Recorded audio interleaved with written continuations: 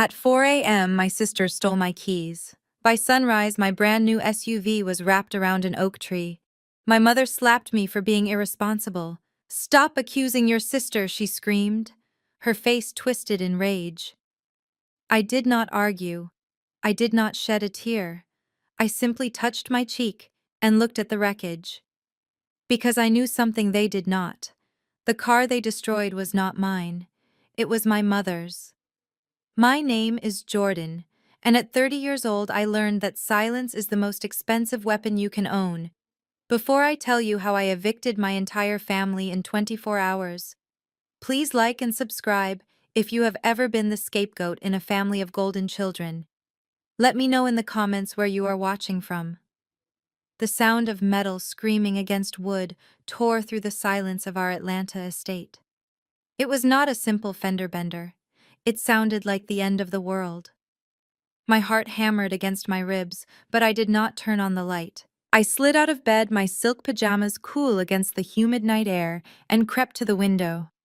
My bedroom on the second floor offered a perfect theater box view of the circular driveway.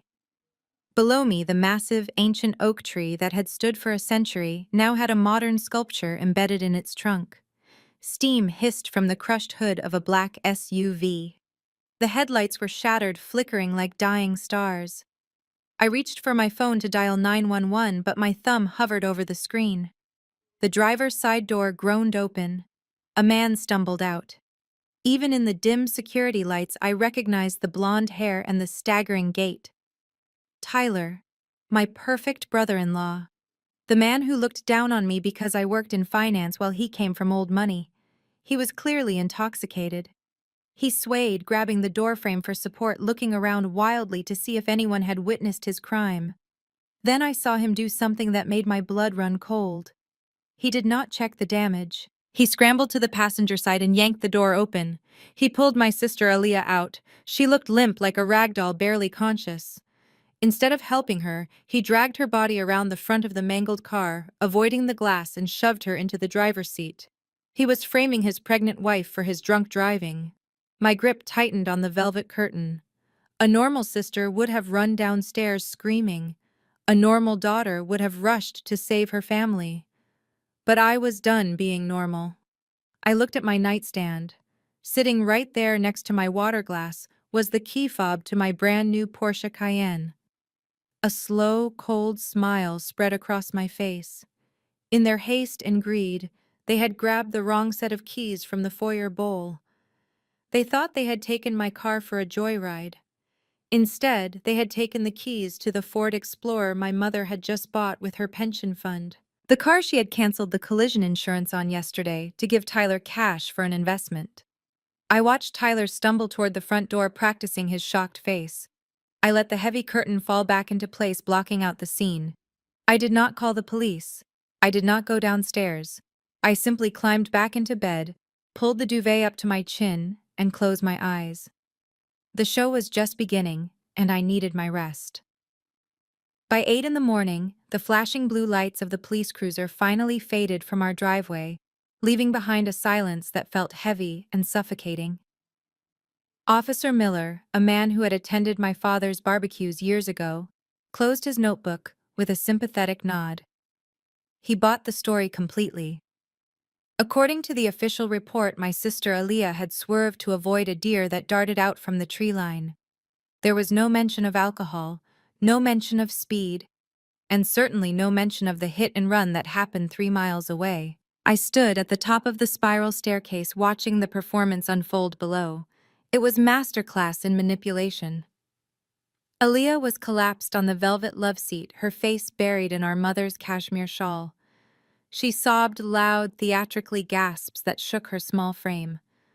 Mom was stroking her hair, murmuring soothing words that she had never once spoken to me in 3 decades. My poor baby mom cooed, glaring at the open front door, as if the oak tree had personally attacked her daughter. "You are safe now. That is all that matters. The car can be replaced, but you cannot." Tyler stood by the window, peeking through the blinds to watch the tow truck back into the driveway. He looked pale, his eyes bloodshot and rimmed with red, but the arrogance was still there. He had managed to charm the officer out of a breathalyzer test claiming his wife was in medical distress due to her pregnancy. He had successfully shifted the blame and now he was just waiting for the wreckage to disappear so he could wash his hands of the crime. I walked down the stairs, the heels of my slippers clicking rhythmically against the cold marble. The sound was like a gavel striking a block, and it made everyone freeze. Aaliyah stopped crying instantly. Mom stiffened. Tyler turned around, his jaw tight. I held my ceramic mug with both hands, taking a slow, deliberate sip of black coffee. I did not rush to them. I did not ask if everyone was okay. I simply walked past them toward the open door and looked out at the crushed metal sitting on the manicured lawn. The front end of the SUV was an accordion. The radiator was hissing steam onto the grass. It was a total loss. From the corner of my eye, I saw the neighbors peeking out from behind their hedges. The spectacle was humiliating, but my family did not care about the humiliation of the accident. They only cared about the narrative. I turned back to face them. My expression was blank, devoid of the panic they expected. I saw the confusion flicker in Tyler's eyes. He expected me to be screaming about my insurance premiums. He expected me to be weeping over my new leather seats. Instead, I just leaned against the doorframe and raised an eyebrow. The air in the foyer crackled with tension. They were waiting for me to explode so they could call me crazy. They wanted me to be the villain so they could justify what they had done. But I denied them that satisfaction. I just watched them watching me, and the silence stretched until it became unbearable. I opened my mouth to speak, to ask the simple question of why they were celebrating a felony in our foyer, but I never got the chance. My mother moved with a speed that defied her 60 years. I saw the flash of green first. It was the heavy jade ring on her right hand, an heirloom that had belonged to my grandmother. A woman who would have been disgusted by this display. Beatrice wore the ring like a crown, but she wielded it like a weapon. The impact cracked through the room like a gunshot. My head snapped to the side. The jagged stone cut my lip and I tasted copper. The sting was sharp and hot, spreading across my cheek instantly, but the physical pain was nothing compared to the shock of her audacity. I did not stumble. I did not raise a hand to defend myself. I just stood there, letting the silence after the slap ring louder than her shout. "You are the oldest, Jordan," she hissed, her voice trembling with a rage that felt rehearsed. "How could you be so irresponsible? How could you let your sister drive in that condition? You are supposed to protect her." I touched my bleeding lip, looking down at the woman who had birthed me. The accusation was so absurd it was almost impressive. I had been asleep on the second floor. My keys had been on my nightstand. Aaliyah had stolen them, entered a garage she had no business being in, and destroyed a vehicle. Yet in Beatrice's twisted version of reality, this was my failure. In this house, Aaliyah was the protagonist and I was the eternal antagonist, the obstacle, the failing safety net. "You knew she was stressed about the baby." Beatrice continued, poking a manicured finger hard into my chest. "You know how fragile she is right now. But you were probably too busy sleeping or dreaming about your bank accounts to check on your family. If she had been hurt, Jordan, if my grandchild had been hurt, it would be on your hands." Behind her on the sofa, Aaliyah let out a fresh, well-timed wail, burying her face deeper into the cushions. It was a perfect performance. She knew exactly when to cry to stoke our mother's fire. Beatrice spun around, gesturing to the weeping girl. "See what you have done," Beatrice snapped, turning back to glare at me. "You are upsetting her again with your coldness. Look at you standing there like a statue. Do you even care? Do you have a heart in that chest, or is it just a calculator? Apologize to your sister. Now." I looked at the jade ring again. There was a smear of my blood on the green stone. It was a perfect metaphor for our relationship. She drew blood and demanded I apologize for staining her jewelry. I straightened my spine, feeling a cold calm settle over me. I looked my mother in the eye. I did not raise my voice. I did not cry. I simply said nothing. My silence was a mirror, and she hated what she saw in it. She raised her hand again, her eyes wide with the intent to strike me a second time to force the submission she felt she was owed. But before the hand could fall, a heavy grip settled on her shoulder, stopping her mid-swing. It was Tyler stepping out of the shadows to take control of the narrative. Tyler descended the staircase like a judge entering a courtroom. While the rest of us were in pajamas or robes, he was fully dressed in a navy blue bespoke suit, his silk tie perfectly knotted against a crisp white shirt. It was a chilling sight. It meant he had not gone back to sleep after the crash. He had spent the last 4 hours showering, scrubbing away the smell of gin, and preparing his defense. He stepped between me and my mother, physically blocking me from the sister he had just framed. "Enough," he said. His voice was calm, authoritative, and dripping with the unearned confidence of a mediocre man who has never faced a consequence in his life. He adjusted his cufflinks, looking down at me from the bottom step, using the elevation to his advantage. His blue eyes were cold, devoid of the panic I had seen in the driveway hours ago. "Let's not turn a tragedy into a tribunal, Jordan," he continued, smoothing his lapels. "Aaliyah is in a state of severe shock. As her husband and legal counsel, I am advising her not to speak until she has medically stabilized. You screaming at her is not helping. In fact, it could be construed as harassment, given her delicate condition." I almost laughed. I had not said a single word since coming downstairs. I had been slapped and silenced, yet he was painting me as the aggressor. This was Tyler's superpower. He could twist reality until the victim apologized to the offender. He walked over to the side table and poured himself a glass of water, his hand steady. "The priority right now is mitigation," he lectured, turning his back to me to check his watch. "Call your insurance provider immediately. We need to get a claim number generated before the tow truck leaves. Tell them it was a single vehicle accident caused by a deer crossing. Do not mention the time delay. We do not want to give them any wiggle room to deny coverage." He turned back to face me, a smirk playing on his thin lips. "And Jordan, make sure you emphasize that Aaliyah had permission to use the vehicle. We do not want any confusion about liability. My wife needs rest, not a deposition. You work in finance, so surely you understand the logistics of asset protection. Just handle it." He waved his hand dismissively, shooing me away like a servant. To him, I was not a person. I was an ATM with a pulse. I was the fixer who was expected to clean up the blood while he kept his hands clean. He put a protective arm around Aaliyah, kissing her forehead, while looking directly at me with a challenge in his eyes. He thought he had checkmated me. He thought his suit and his law degree gave him immunity in this house. He had no idea that the vehicle he was ordering me to claim was uninsured and owned by the woman standing right next to him. Breakfast was served exactly 1 hour later, as if the felony in our driveway was just a minor inconvenience, like a spilled glass of milk. The smell of maple syrup and crisp bacon filled the dining room, masking the lingering scent of burnt rubber and gasoline that drifted in through the vents. I sat at the far end of the long mahogany table, my plate empty, save for a single slice of dry toast and black coffee. The seating arrangement had never felt more political. To my left, Tyler was aggressively cutting into a stack of pancakes, his knife screeching against the fine china with a violence that made me wince. To my right, Aaliyah was picking at a bowl of fresh berries, her eyes still puffy but perfectly dry now. At the head of the table, Beatrice presided over her kingdom, pouring tea from a silver pot with a steady hand.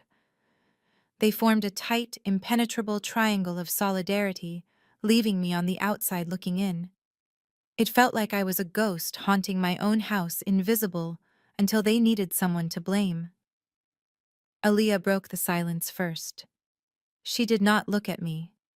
She looked at her husband, seeking his approval, before she spun her web.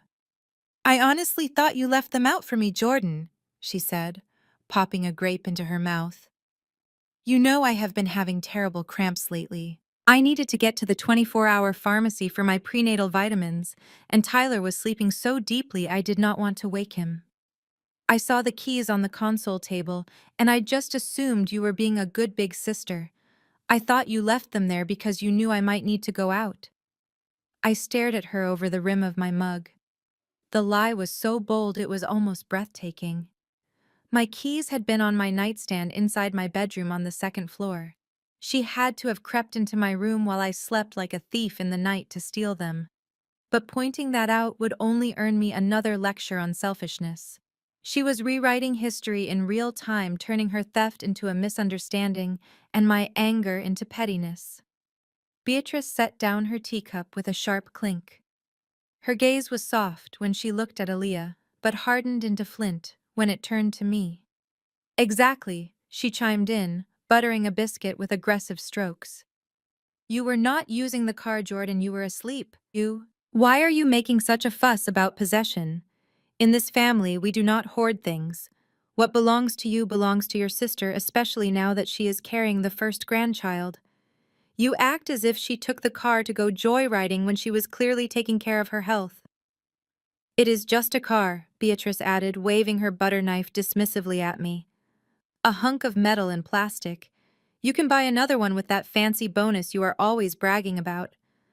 Or better yet, let Tyler handle the replacement since he knows more about automobiles than you do. You should be grateful your sister is safe instead of sitting there sulking about property values. I watched them eat. They were feasting on my supposed misery, devouring my assets along with their breakfast. They truly believed they were entitled to everything I worked for. Aaliyah believed she had a right to my keys. Beatrice believed she had a right to my bank account. And Tyler believed he had a right to my silence. They were so busy justifying their theft that they missed the most important detail. They were fighting over who had the right to destroy my car, without realizing they had actually destroyed their own financial safety net. I took a bite of my dry toast. It tasted like cardboard, but I swallowed it with a smile. Let them eat. They would need the energy for the eviction notice that was coming. A screen was thrust into my line of sight, blocking my view of the uneaten toast. Bright blue light illuminated a number that would make most people choke. $85,000. I blinked, looking from the digital estimate to Tyler's expectant face. He had calculated the cost of his crimes and decided I was the bank that would finance them. This is the estimate for a rush job at a private body shop I know in Buckhead, Tyler said, tapping the screen with his index finger. They specialize in discreet repairs for high-profile clients. No insurance paper trail, no police reports. We keep this entirely in the family, but they need a deposit immediately to accept the vehicle. He pulled a chair out and straddled it, sitting backwards to face me like a cool youth pastor trying to relate to a delinquent teen. His voice dropped to a conspiratorial whisper. Look, Jordan, we are in damage control mode. If the press finds out Aaliyah crashed a car while pregnant, the optics will be disastrous for her charity work. And for my firm. We cannot afford a scandal right now. Beatrice chimed in from the head of the table, not even looking up from her tea. Oh, stop looking so pained, Jordan. We all know how much your bonus was last year. You bought that condo downtown without blinking. Consider this an investment in your niece's future. You have done well for yourself in that cutthroat finance world. It is time you shared some of that good fortune with the people who raised you. I looked at the number again. They were asking me to pay nearly $100,000 to fix a car they destroyed, to cover up a drunk driving incident committed by my brother-in-law. The irony was so thick I could almost taste it. They thought they were extorting me for my mother's car repairs. They had no idea they were asking me to pay for the destruction of my own property. You want me to write a personal check? I asked, keeping my voice flat. Right now. Tyler nodded, producing a fountain pen from his breast pocket, as if he had anticipated this exact moment. He slid my checkbook across the polished wood table. It is the only way to ensure silence, Jordan, unless you want your sister to be dragged through the mud, unless you want the stress to cause a miscarriage. You are the only one with the liquidity to handle this problem today. Think of it as purchasing peace of mind. I picked up the heavy, expensive pen. It felt cold in my hand. I looked at Aaliyah. She was watching me with wide, greedy eyes, waiting to see if the scapegoat would fall in line one last time. She did not look sorry. She looked entitled. I opened the checkbook. In my head, I was already calculating the interest I would charge them for this. Every dollar I wrote on this check was another nail in the coffin I was building for their lifestyle. I pressed the nib to the paper. Make it out to Prestige. Otto Tyler directed a triumphant smile spreading across his face. I wrote the date. I wrote the amount. My signature was a sharp, jagged line at the bottom. I tore the check out with a ripping sound that echoed in the quiet room and slid it across the table. Tyler snatched it up, blowing on the ink as if it were a winning lottery ticket. He thought he had just secured his freedom. He did not know he had just accepted a document that proved he was trying to cover up a crime. I capped the pen and pushed it back to him. Is that all I asked? Or is there a service fee for letting you ruin my morning? The ink on the check was still wet, but I did not tear it out of the book. I let the pen hover over the paper, my hand perfectly still. The silence in the room shifted. It was no longer the silence of a victim being bullied. It was the silence of a predator watching prey walk into a cage. I looked up slowly, locking eyes with Tyler, and then shifting my gaze to my mother. I needed them to say it on the record. I needed them to seal their own fate with verbal consent. Are you absolutely certain? I asked, my voice quiet and steady. You want me to handle the liability for this specific vehicle? You want me to take full responsibility for the car sitting in the driveway? Beatrice slammed her teacup down so hard tea sloshed onto the white tablecloth. Oh, for heaven's sake, Jordan, do not be so dramatic. Of course we want you to handle it. Who else is going to do it? Aaliyah is pregnant. Tyler is busy saving his firm. You are the only one with the time and the resources to clean up this mess. Stop acting like a martyr just because we are asking you to be a decent sister. Tyler leaned forward, his eyes narrowing. Why are you stalling? Are you trying to back out? You have the money. You have the insurance policy. Just make the call or write the check. Stop trying to negotiate your way out of family obligations. It makes you look petty.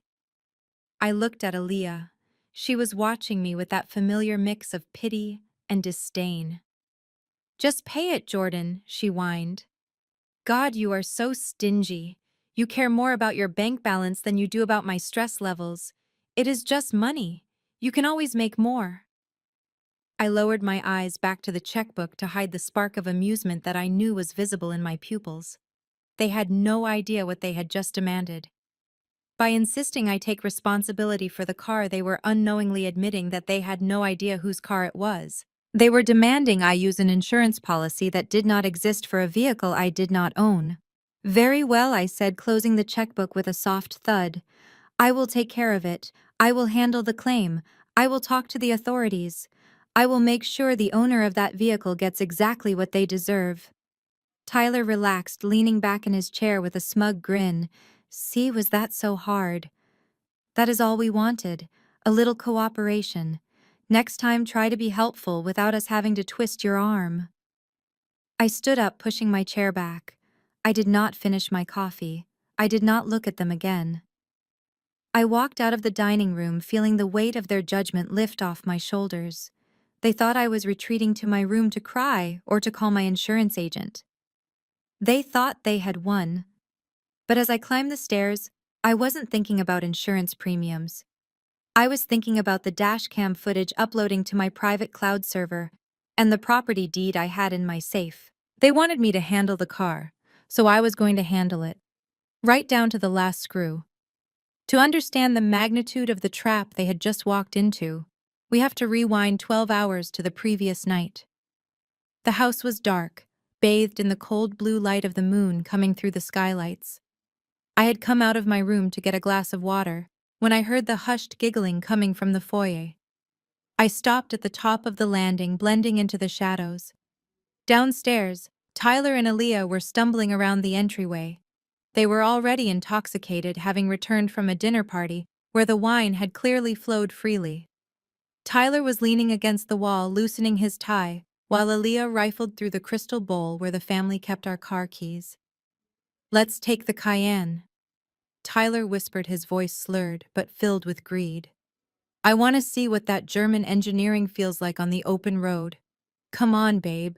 Your sister is asleep. She is so boring she probably went to bed at 9. She will never know. Aaliyah giggled, the sound sharp and malicious. She does not deserve that car anyway. A single woman with no kids driving a Porsche while I am stuck in that sedan. It is ridiculous. Let's take it. If we scratch it, we will just tell her someone keyed it in the parking lot. She is so desperate for our approval she will believe anything. My grip tightened on my water glass. They were discussing stealing my property and damaging it with the casual entitlement of people who had never worked for $1 in their lives. I watched Aaliyah's hand hover over the bowl. I could have walked down the stairs. I could have shouted. I could have confiscated my keys and caused a scene. But earlier that same morning, I had overheard another conversation that changed everything. I had heard my mother on the phone with her insurance agent.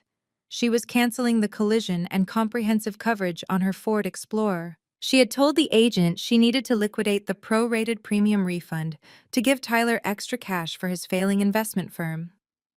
She had stripped her own car of protection to feed his ego. A plan formed in my mind instantly. It was cold and calculated. I waited for them to stumble into the kitchen to find a corkscrew. I moved silently down the stairs, my bare feet making no sound on the carpet. I reached into the crystal bowl. My new Porsche key fob was heavy and sleek. My mother's Ford Explorer key fob was also black and roughly the same shape. In the dark, to two drunk people, they were indistinguishable. I picked up my keys and slipped them into my pocket. Then I took the Ford keys and placed them right on top where my keys had been. I did not steal anything. I simply protected my asset and gave them access to the one vehicle in the fleet that was completely uninsured. I retreated back to the shadows just as they came back into the hall. I watched Aaliyah grab the Ford keys thinking they were mine. I watched them stumble out the door. I went back to bed and slept the sleep of the just knowing that whatever happened next was not my fault. It was karma.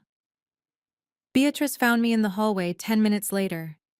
The anger that had fueled her earlier slap had evaporated, replaced by a cloying sweetness that was far more dangerous.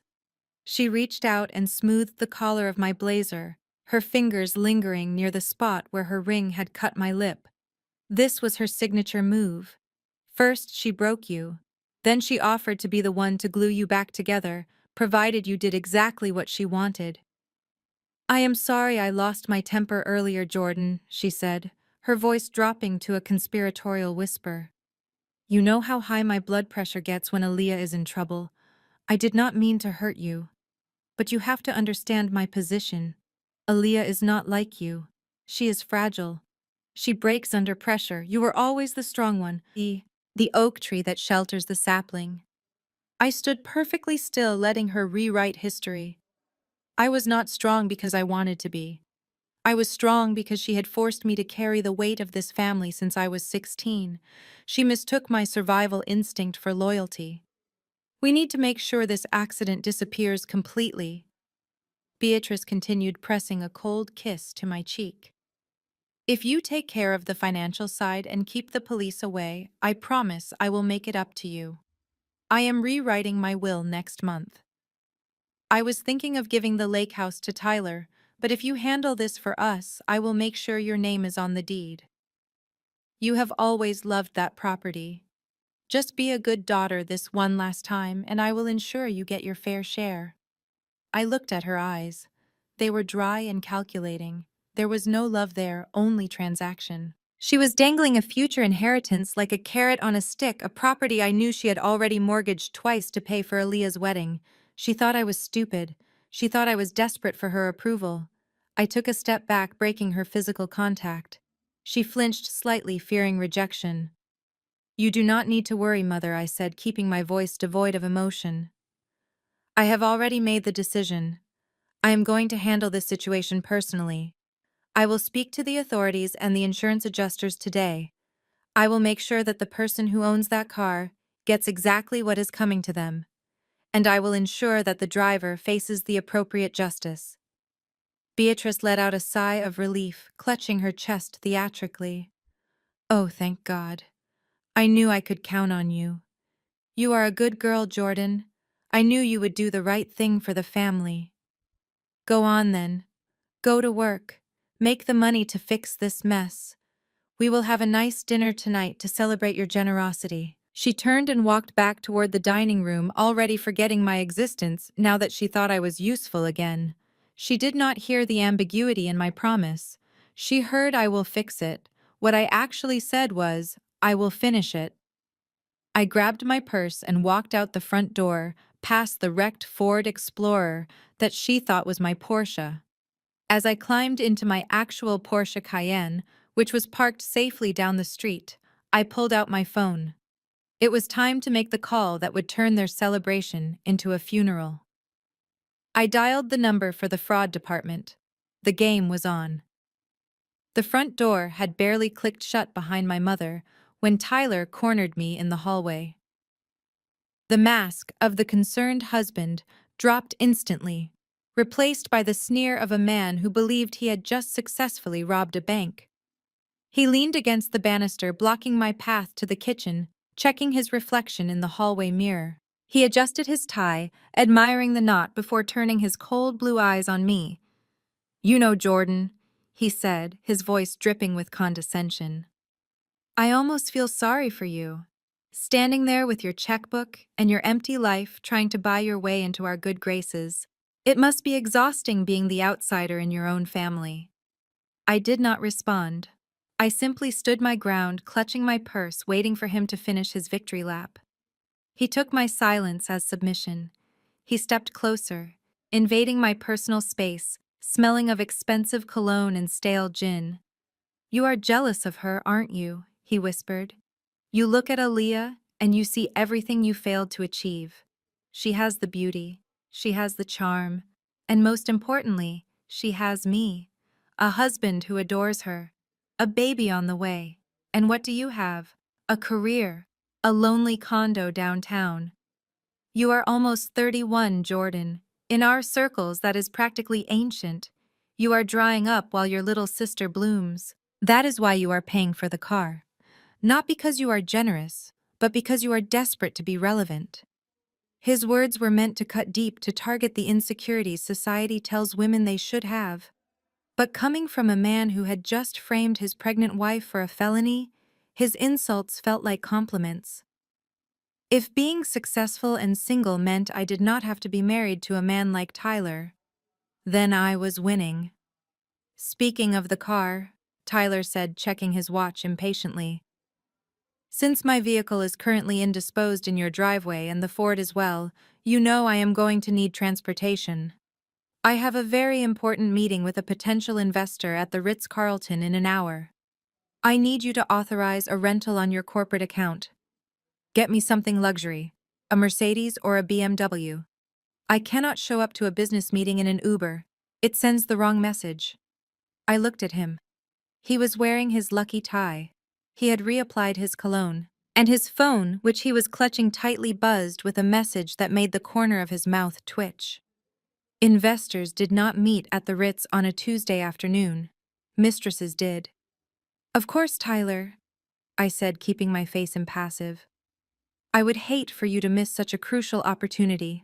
I will call my travel concierge and have a car sent over immediately."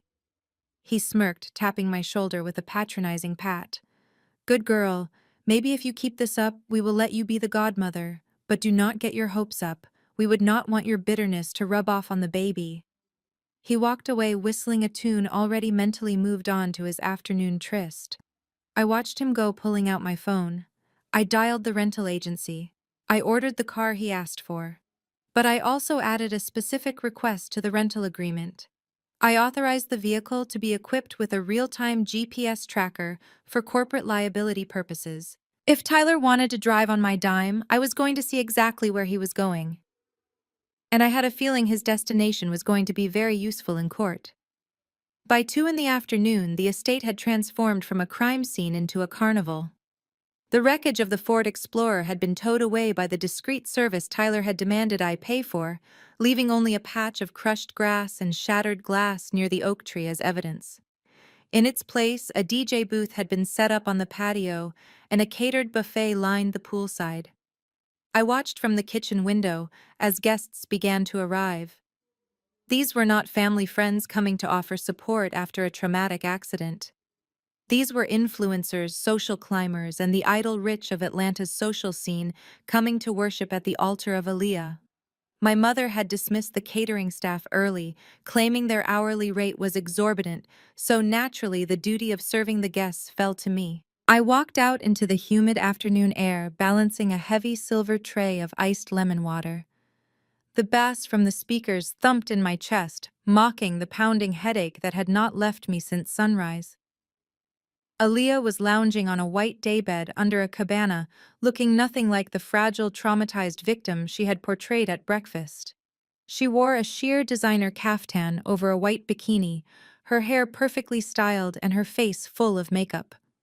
She held a glass of what looked like sparkling cider, but knowing my sister was likely expensive champagne disguised as a mocktail.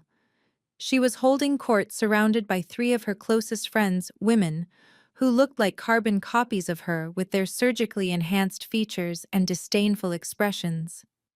I approached the cabana silently, my sandals making no sound on the hot stone deck. They did not notice me. They were too engrossed in Aaliyah's storytelling. "It was insane, you guys," Aaliyah said, gesturing wildly with her glass. The airbag literally exploded in my face.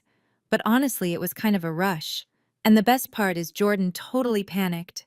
She felt so guilty about leaving her keys out that she literally begged me to let her handle it. Her friends gasped in performative shock, leaning in closer.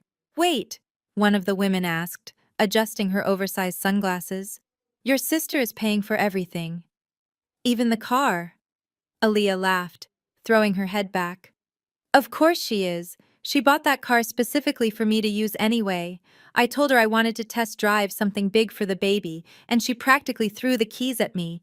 It is honestly pathetic how hard she tries to buy my affection. She is like my personal ATM. I crash it, she buys it. That is the arrangement." I froze. The tray in my hands felt like it weighed 1,000 pounds. She was not just lying about the accident. She was twisting my financial abuse into a story about her own power. She was turning me into a desperate, pathetic figure who paid for the privilege of being used. One of the friends spotted me then. She nudged Aaliyah, who turned to look at me. There was no shame in her eyes, only annoyance that her servant was hovering too close. "Oh, look, speaking of the devil," Aaliyah said, her voice dripping with fake sweetness. "Jordan, be a doll and fetch us some more ice. This is melting. And try to smile. You are bringing down the vibe with that funeral face." I set the tray down on the side table with a clatter that made them jump. I looked at the ice melting in the bucket. I looked at the car keys sitting next to Aaliyah's phone keys to a rental car I had paid for an hour ago. "Enjoy the party, Aaliyah," I said, my voice low and smooth. "Make sure you get plenty of rest. You have a big day ahead of you tomorrow." She rolled her eyes, dismissing me with a wave of her hand. "Whatever, just get the ice." I walked back toward the house. I did not get the ice. Instead, I went into the study and logged into the cloud server, where the dashcam footage had finished processing. She wanted to tell stories about crash tests. I decided it was time to prepare a presentation of my own, one that would crash her entire life. The drive from the suffocating atmosphere of my mother's estate to the gleaming glass fortress of downtown Atlanta took exactly 40 minutes. In that time, I shed the skin of the downtrodden daughter and stepped into my true self. The valet at the Apex Tower opened my door before the engine even cut off, greeting me with a respectful nod that was a stark contrast to the way my family looked at me. Here I was, not the spare part. I was the engine. I took the private elevator to the 45th floor. As the doors slid open, the hum of a billion-dollar private equity firm greeted me. Heads turned as I walked down the corridor. Conversations stopped. Postures straightened. This was the world I had built from nothing, a world my family knew nothing about because they never bothered to ask what I actually did for a living. To them, I was just a girl who worked with numbers. To the financial world, I was the managing partner of Sterling Capital, the woman who decided which companies lived and which ones died. My executive assistant Marcus was waiting at my desk with a tablet in hand. He was a sharp young man with impeccable taste and discretion, the only person in the world who knew the full extent of my family situation. "Good afternoon, Ms. Banks," Marcus said, falling into step beside me. "I have the updated dossier on the distressed asset acquisition you requested. The financials are worse than we thought." I walked into my corner office. The view of the city was breathtaking. From here, I could see everything, including the Ritz-Carlton where Tyler was currently cheating on my sister. I sat down in my leather chair, the seat of power that felt more like home than my actual bedroom. "Show me," I said. Marcus placed the tablet on the mahogany desk. The screen displayed the financial autopsy of a company called Vantage Point Ventures. It was Tyler's firm. The firm he claimed was booming. The firm he used to justify his arrogance. The red ink on the screen told a different story. He was leveraged to the hilt. He had borrowed against everything, including his future commissions, and apparently, my mother's retirement fund to keep the lights on. And here was the kicker. His primary creditor, the entity that held the lien on his business, his office space, and even the lease on his flashy Mercedes, was a shell company owned entirely by Sterling Capital. I owned his debt. I owned his career. I effectively owned him. "He is 90 days past due on the primary loan," Marcus noted, tapping the screen. "Under the terms of the contract, we have the right to call in the full amount immediately. If he cannot pay, we can seize his personal assets." "Shall I have legal draft the foreclosure notice?" I looked at the numbers. I thought about Tyler standing in my hallway calling me jealous. I thought about him forcing me to pay for the car he crashed. He was strutting around like a king while standing on a trapdoor that I controlled. "Not yet, Marcus," I said, leaning back and spinning a heavy silver pen between my fingers. "Do not trigger the default clause today. Let him think he has gotten away with it. Let him enjoy his party and his mistress. I want him to feel completely safe." I looked out the window at the skyline. When we pull the rug out, I want him to be standing tall so the fall breaks him completely. "Wait for my signal. We will execute the asset seizure tomorrow night." Marcus nodded, a small, knowing smile playing on his lips. "Understood. I will keep the sharks at bay for 24 more hours." I turned the tablet over face down. I had work to do. My family thought I was their servant. They were about to learn that I was their landlord, their banker, and their executioner. That evening, the dining room was filled with the perfume of my Aunt Sarah and the booming laughter of Uncle Robert. My mother had summoned the extended family for what she called a celebration of life, but what was actually a tribunal to assassinate my character. The table was set with the fine china I had bought for her last Christmas, though nobody mentioned that. I sat at the far end next to a cousin who was busy texting, ignoring the glares my mother shot in my direction. Beatrice waited until the pot roast was served to begin her performance. She tapped her glass with a spoon, silencing the room. "I want to propose a toast," she said, her voice trembling with manufactured emotion. "To my daughter Aaliyah and her husband Tyler. We almost lost them today. It was a terrifying ordeal, but God was watching over this family." A chorus of amen and hallelujah rippled through the room. Aunt Sarah clutched her pearls, looking at Aaliyah with wide, watery eyes. "What exactly happened, Beatrice?" "You said on the phone it was a mechanical failure." Beatrice sighed, casting a disappointed look at me. "Well, we are still waiting for the official report. But the truth is, it was a preventable tragedy. You know how Jordan is? She is always so scattered.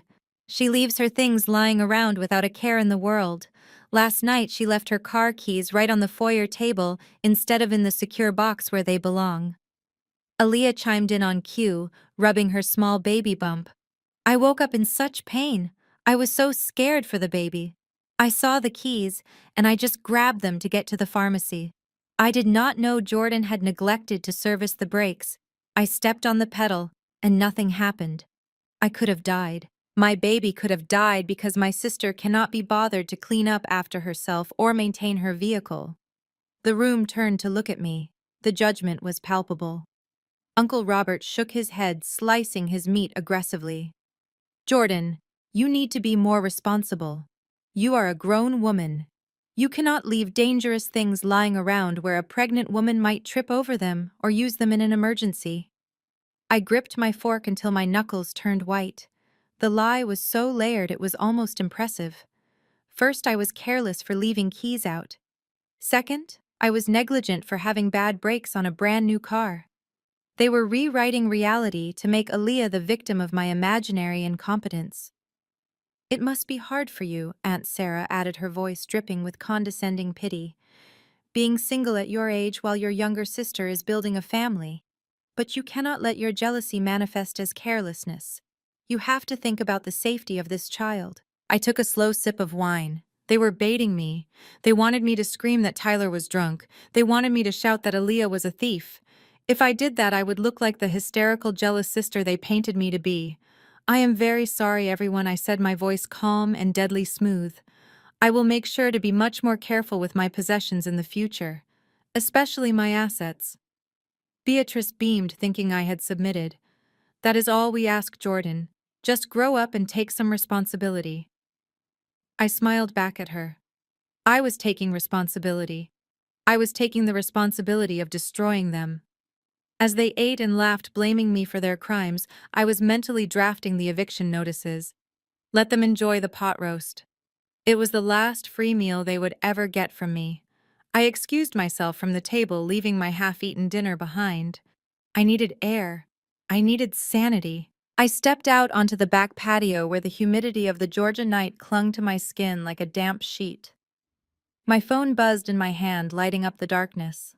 It was a picture of my father smiling on a golf course in Florida. He had moved 3 states away 5 years ago, finally escaping Beatrice's suffocating control, but leaving me behind to deal with the fallout. I answered, hoping against hope that he would be the voice of reason. I wanted him to tell me I was right. I wanted him to be outraged that his ex-wife and her favorite child were framing me for a felony.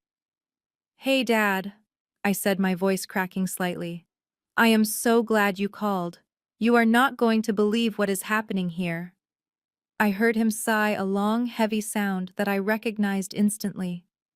It was the sound of a man who had spent 30 years avoiding conflict at all costs. "I already spoke to your mother, Jordan," he said, his voice weary. "She told me about the accident. She said you are refusing to help Aaliyah." I gripped the phone tighter. "Help her," I repeated, my voice rising. "Dad, she stole my keys. Tyler crashed the car while drunk. They are trying to make me pay for it. They are lying to everyone." "Now, Jordan, lower your voice," my father soothed. "You know how your mother gets when she is stressed, and Aaliyah is pregnant. We have to think about the big picture here. Is it really worth fighting over a car? You have done so well for yourself. You have the money. Why not just make this problem go away for the sake of the family?"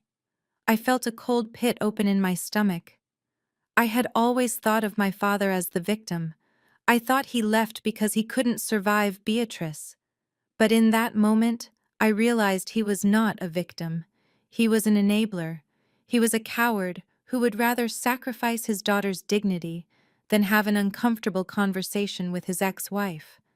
"They committed a crime, Dad," I whispered. "I know, baby girl, I know," he said, dismissing the felony like it was a parking ticket. "But you are the strong one. You have always been the strong one. Aaliyah needs protection. You don't.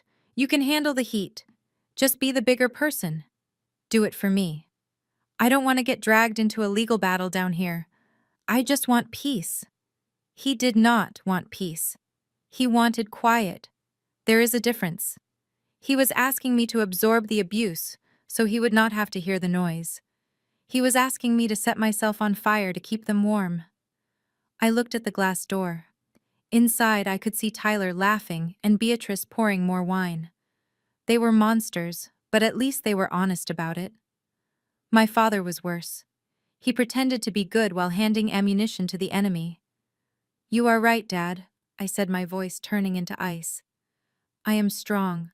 Strong enough to handle this my way." "Good girl," he said, relieved. "I knew you would understand. Give them my love." I hung up the phone. I stood there in the dark, realizing that the cavalry was not coming. There was no hero in this story. No wise parent was going to swoop in and save me. I was completely and utterly alone. And strangely, that realization did not break me. It liberated me. If I was alone, that meant I answered to no one. I turned back toward the house. If they wanted the strong daughter, they were going to get her, and she was going to burn their house of cards to the ground. I walked back into the living room just in time to witness the next phase of the hostile takeover. The atmosphere had shifted from a family gathering to a business transaction. Tyler was sitting on the ottoman directly in front of my mother, holding her hands in his. He looked like a televangelist about to ask for a donation to buy a private jet. Beatrice, he said, his voice low and earnest. This accident really shook me. It made me realize how fragile everything is. If something had happened to Aaliyah today, if we had lost her or the baby, I do not know what I would have done. It got me thinking about security, about legacy. My mother nodded, her eyes wide with concern. Of course, Tyler. We are all just so thankful she is safe. That is just it, Tyler continued, pressing his advantage. Safety is not just about physical health, it is about stability. Aaliyah is stressed. She feels insecure about our living situation. I think for the sake of the baby, we need to settle matters permanently. I think it is time we transferred the deed of this house into Aaliyah's name. I leaned against the doorframe, crossing my arms. He was not asking for a nursery. He was asking for a multi-million-dollar asset. He was trying to secure a golden parachute before his company completely collapsed. Beatrice did not even hesitate. She did not consult a lawyer. She did not think about her own retirement security. She just smiled benevolently. Oh, Tyler, if that will give my grandbaby peace of mind, then consider it done. This house was always meant for Aaliyah anyway. She is the one building a family. She is the one carrying on the legacy. I will call the family attorney first thing in the morning and have him draft the transfer of ownership. Then she turned her head and saw me standing there. The benevolence vanished, instantly replaced by the cold practicality of a general rearranging troops on a board. And Jordan, since this is going to be Aaliyah's house officially, we need to make some changes to the living arrangements. Aaliyah needs the master suite. It has the best light for the baby, and the attached sitting room is perfect for a nursery. I stared at her. The master suite was currently occupied by her. She was offering to move out of her own room for them. I will move into the east wing, Beatrice continued. And Jordan, you will need to vacate your room on the second floor. We need that space for the nanny and the night nurse Tyler is hiring. You can move your things into the guest room downstairs off the kitchen. It is smaller, but since you are always at the office, you hardly need the space anyway. Tyler turned to look at me, a smirk playing on his lips. He had not only secured the house, but he had successfully demoted me to the servants' quarters in one fell swoop. It makes the most sense, Jordan, he said. You are a guest here, really. Aaliyah is the lady of the house now. She needs the space to nest. You understand, right? I looked at the two of them plotting the distribution of an asset that neither of them legally owned anymore. They were moving chess pieces on a board that I had already set on fire. I had bought the mortgage on this house 2 years ago through a blind trust when my parents were drowning in debt. Technically, I was the landlord. Beatrice was a tenant, and Tyler was a trespasser. Of course, I said, my voice devoid of emotion. I understand perfectly. I will start packing my things tonight. I want Aaliyah to have everything she deserves. Beatrice clapped her hands together, delighted by my submission. Wonderful. I am so glad you are finally being cooperative. Maybe there is hope for you yet. I turned and walked toward the stairs. I would pack my things all right, but I would not be moving them to the guest room. I would be moving them into my car. Because once I dropped the bomb I was planning for tomorrow night, nobody would be living in this house. I spent the next hour dismantling my life, packing my clothes into cardboard boxes, while the sounds of celebration continued downstairs. My room, the sanctuary I had paid to renovate with my first bonus, was being stripped bare. I was folding a silk blouse when the door pushed open without a knock. Aaliyah waddled in holding a glass of sparkling cider, surveying the room like a conqueror inspecting her new territory. She did not offer to help. She simply criticized running a finger along the top of my dresser and grimacing at the dust. "You have so much junk, Jordan," she said, wrinkling her nose. "I am going to have to hire a professional cleaning crew to fumigate this place before the baby comes. I do not want my child breathing in your stale energy."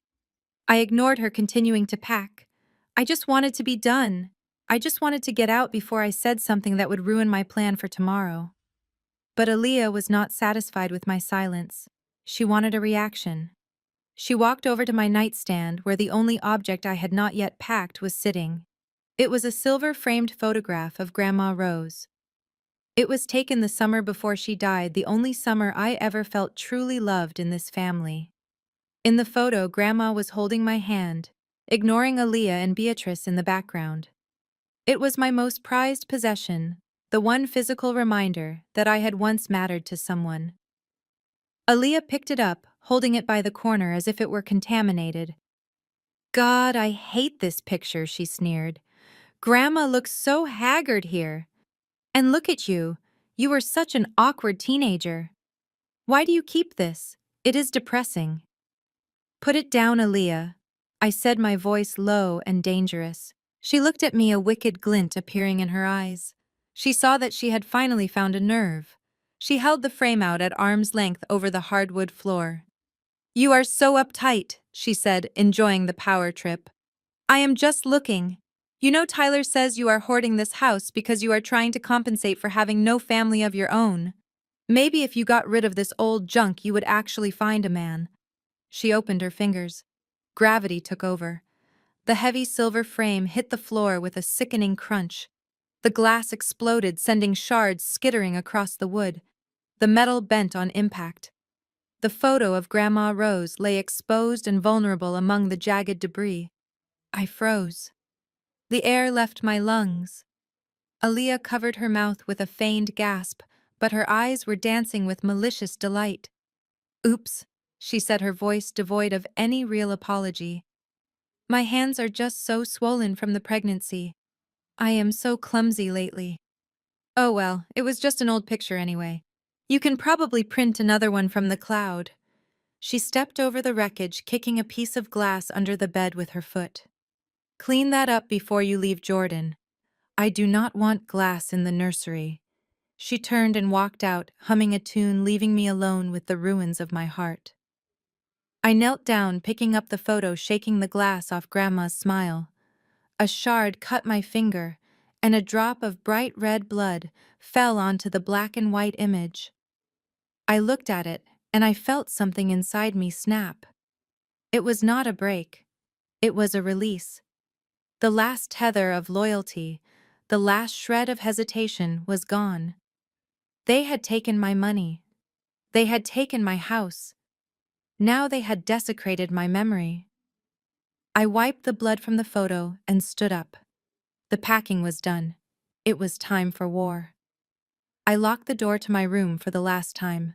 The broken glass was swept into a pile in the corner, a sparkling monument to my sister's cruelty, but I did not look at it. I sat at my desk and opened my laptop.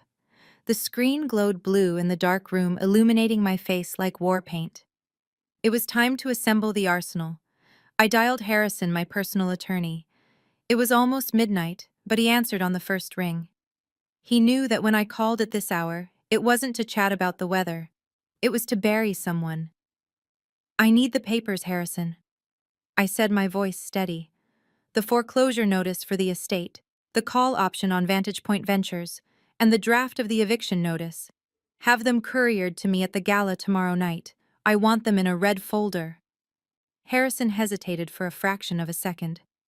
"Are you sure, Jordan? Once we execute these, there is no going back.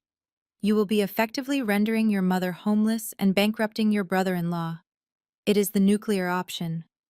I looked at the empty space on my nightstand, where Grandma Rose's picture used to be. "I am sure. Prepare the documents." I hung up and opened my secure cloud server. The upload from the rental car GPS was already active, showing Tyler's vehicle parked at a motel on the outskirts of the city, not the Ritz-Carlton. I took a screenshot. That was the appetizer. Now for the main course. I clicked on the file named dashboard, camera, front, and interior. My heart rate sped up as the video buffered. The footage was crystal clear. I watched Tyler stumble into the driver's seat of my mother's Ford. I heard the slur in his voice. I heard Aaliyah laughing, urging him to drive faster. Then came the impact. The camera shook violently. The audio captured the sickening crunch of metal on wood. But it was what happened after the crash that was the true weapon. "Oh my God," Tyler Aaliyah screamed. "We are screwed. We are so screwed. Jordan is going to kill us." "No, she won't," Tyler mumbled on the recording, his words thick with gin. "We will just say you were driving. You are pregnant. No cop is going to breathalyze a pregnant woman. We will blame it on a deer.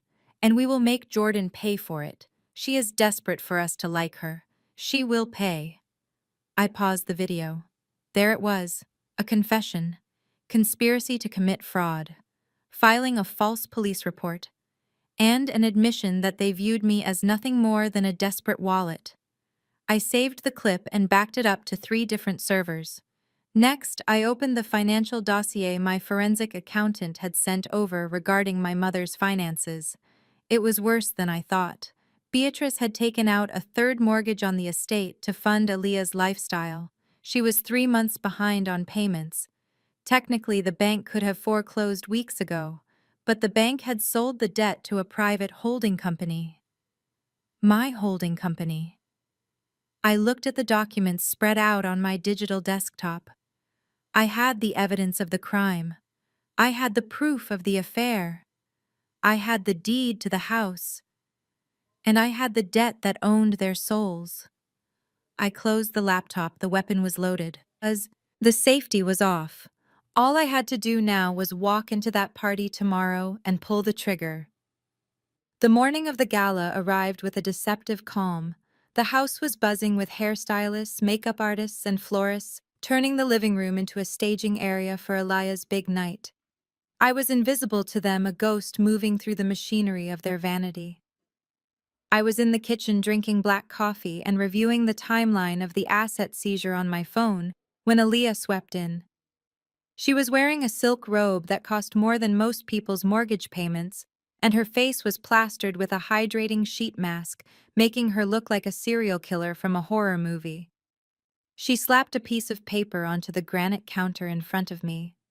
"Read this," she commanded, her voice muffled by the mask. "Memorize it. Do not improvise." I looked down at the paper.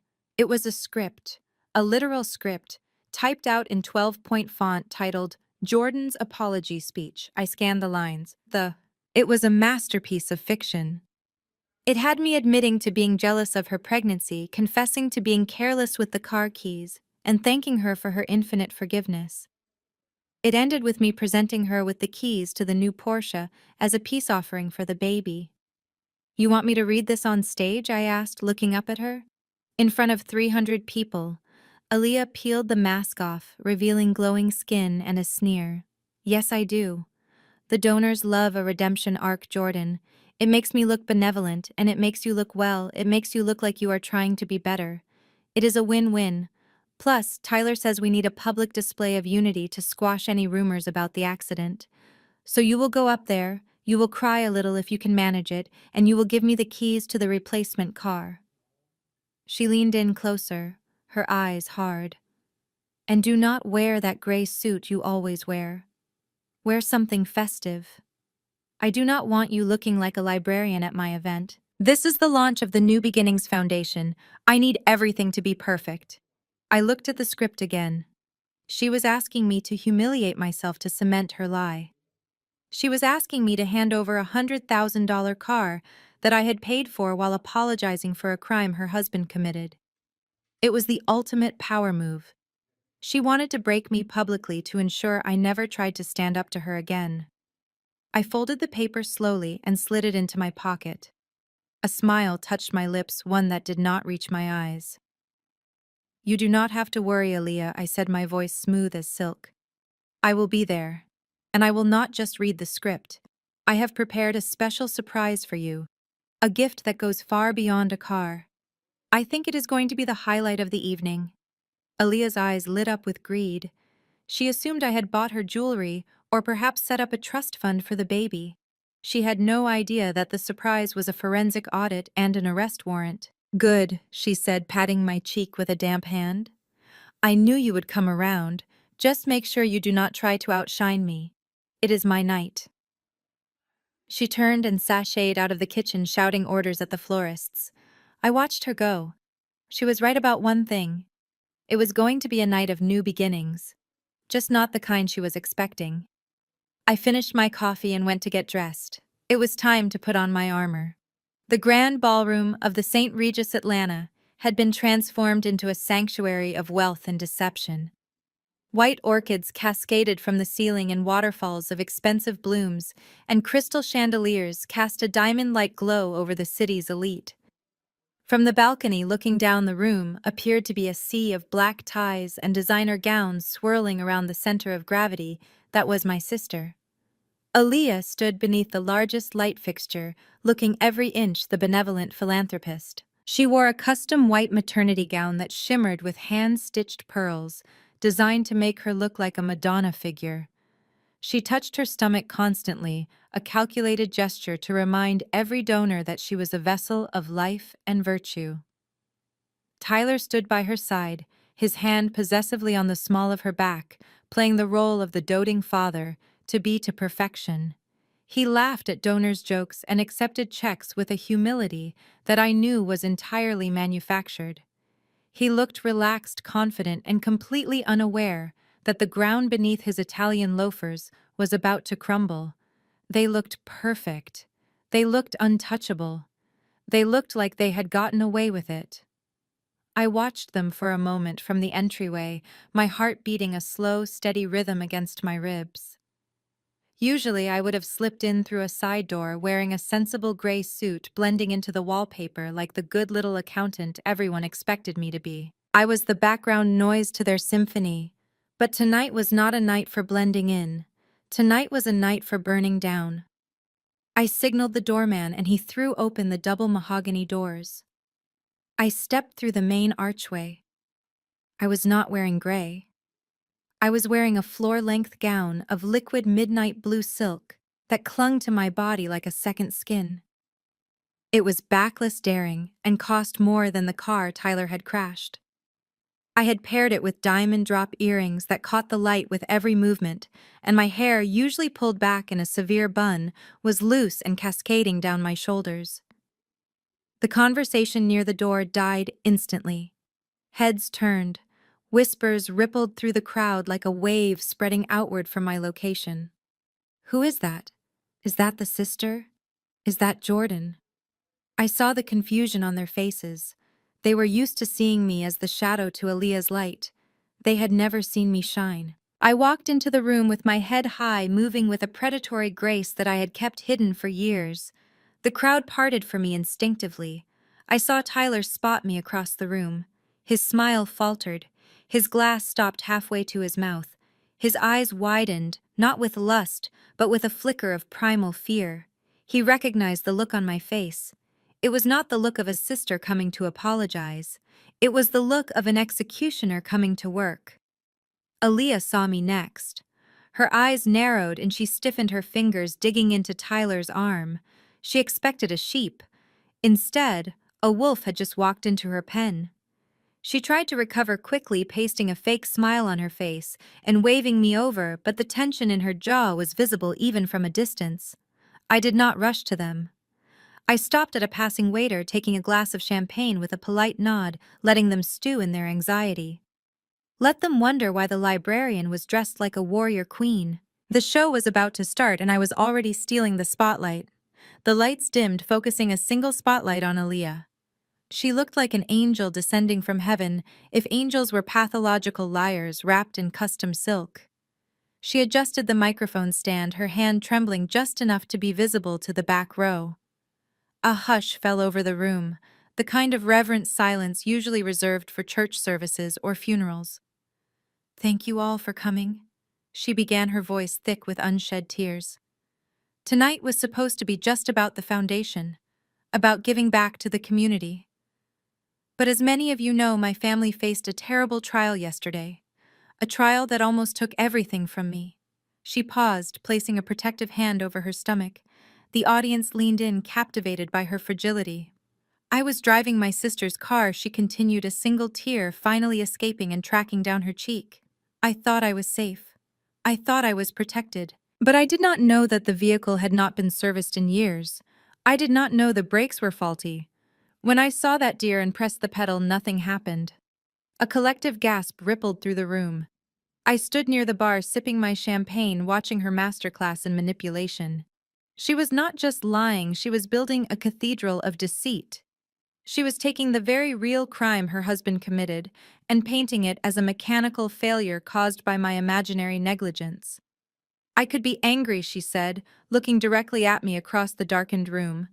I could blame my sister Jordan for her carelessness, for leaving those keys out, for not maintaining her property. God knows I wanted to scream when the metal crunched and the airbags deployed. But then I looked at my husband Tyler, who pulled me from the wreckage, and I realized something. Tyler wiped a fake tear from his eye, nodding solemnly at her side, playing the part of the hero perfectly. I realized that anger is a poison, she preached, her voice gaining strength.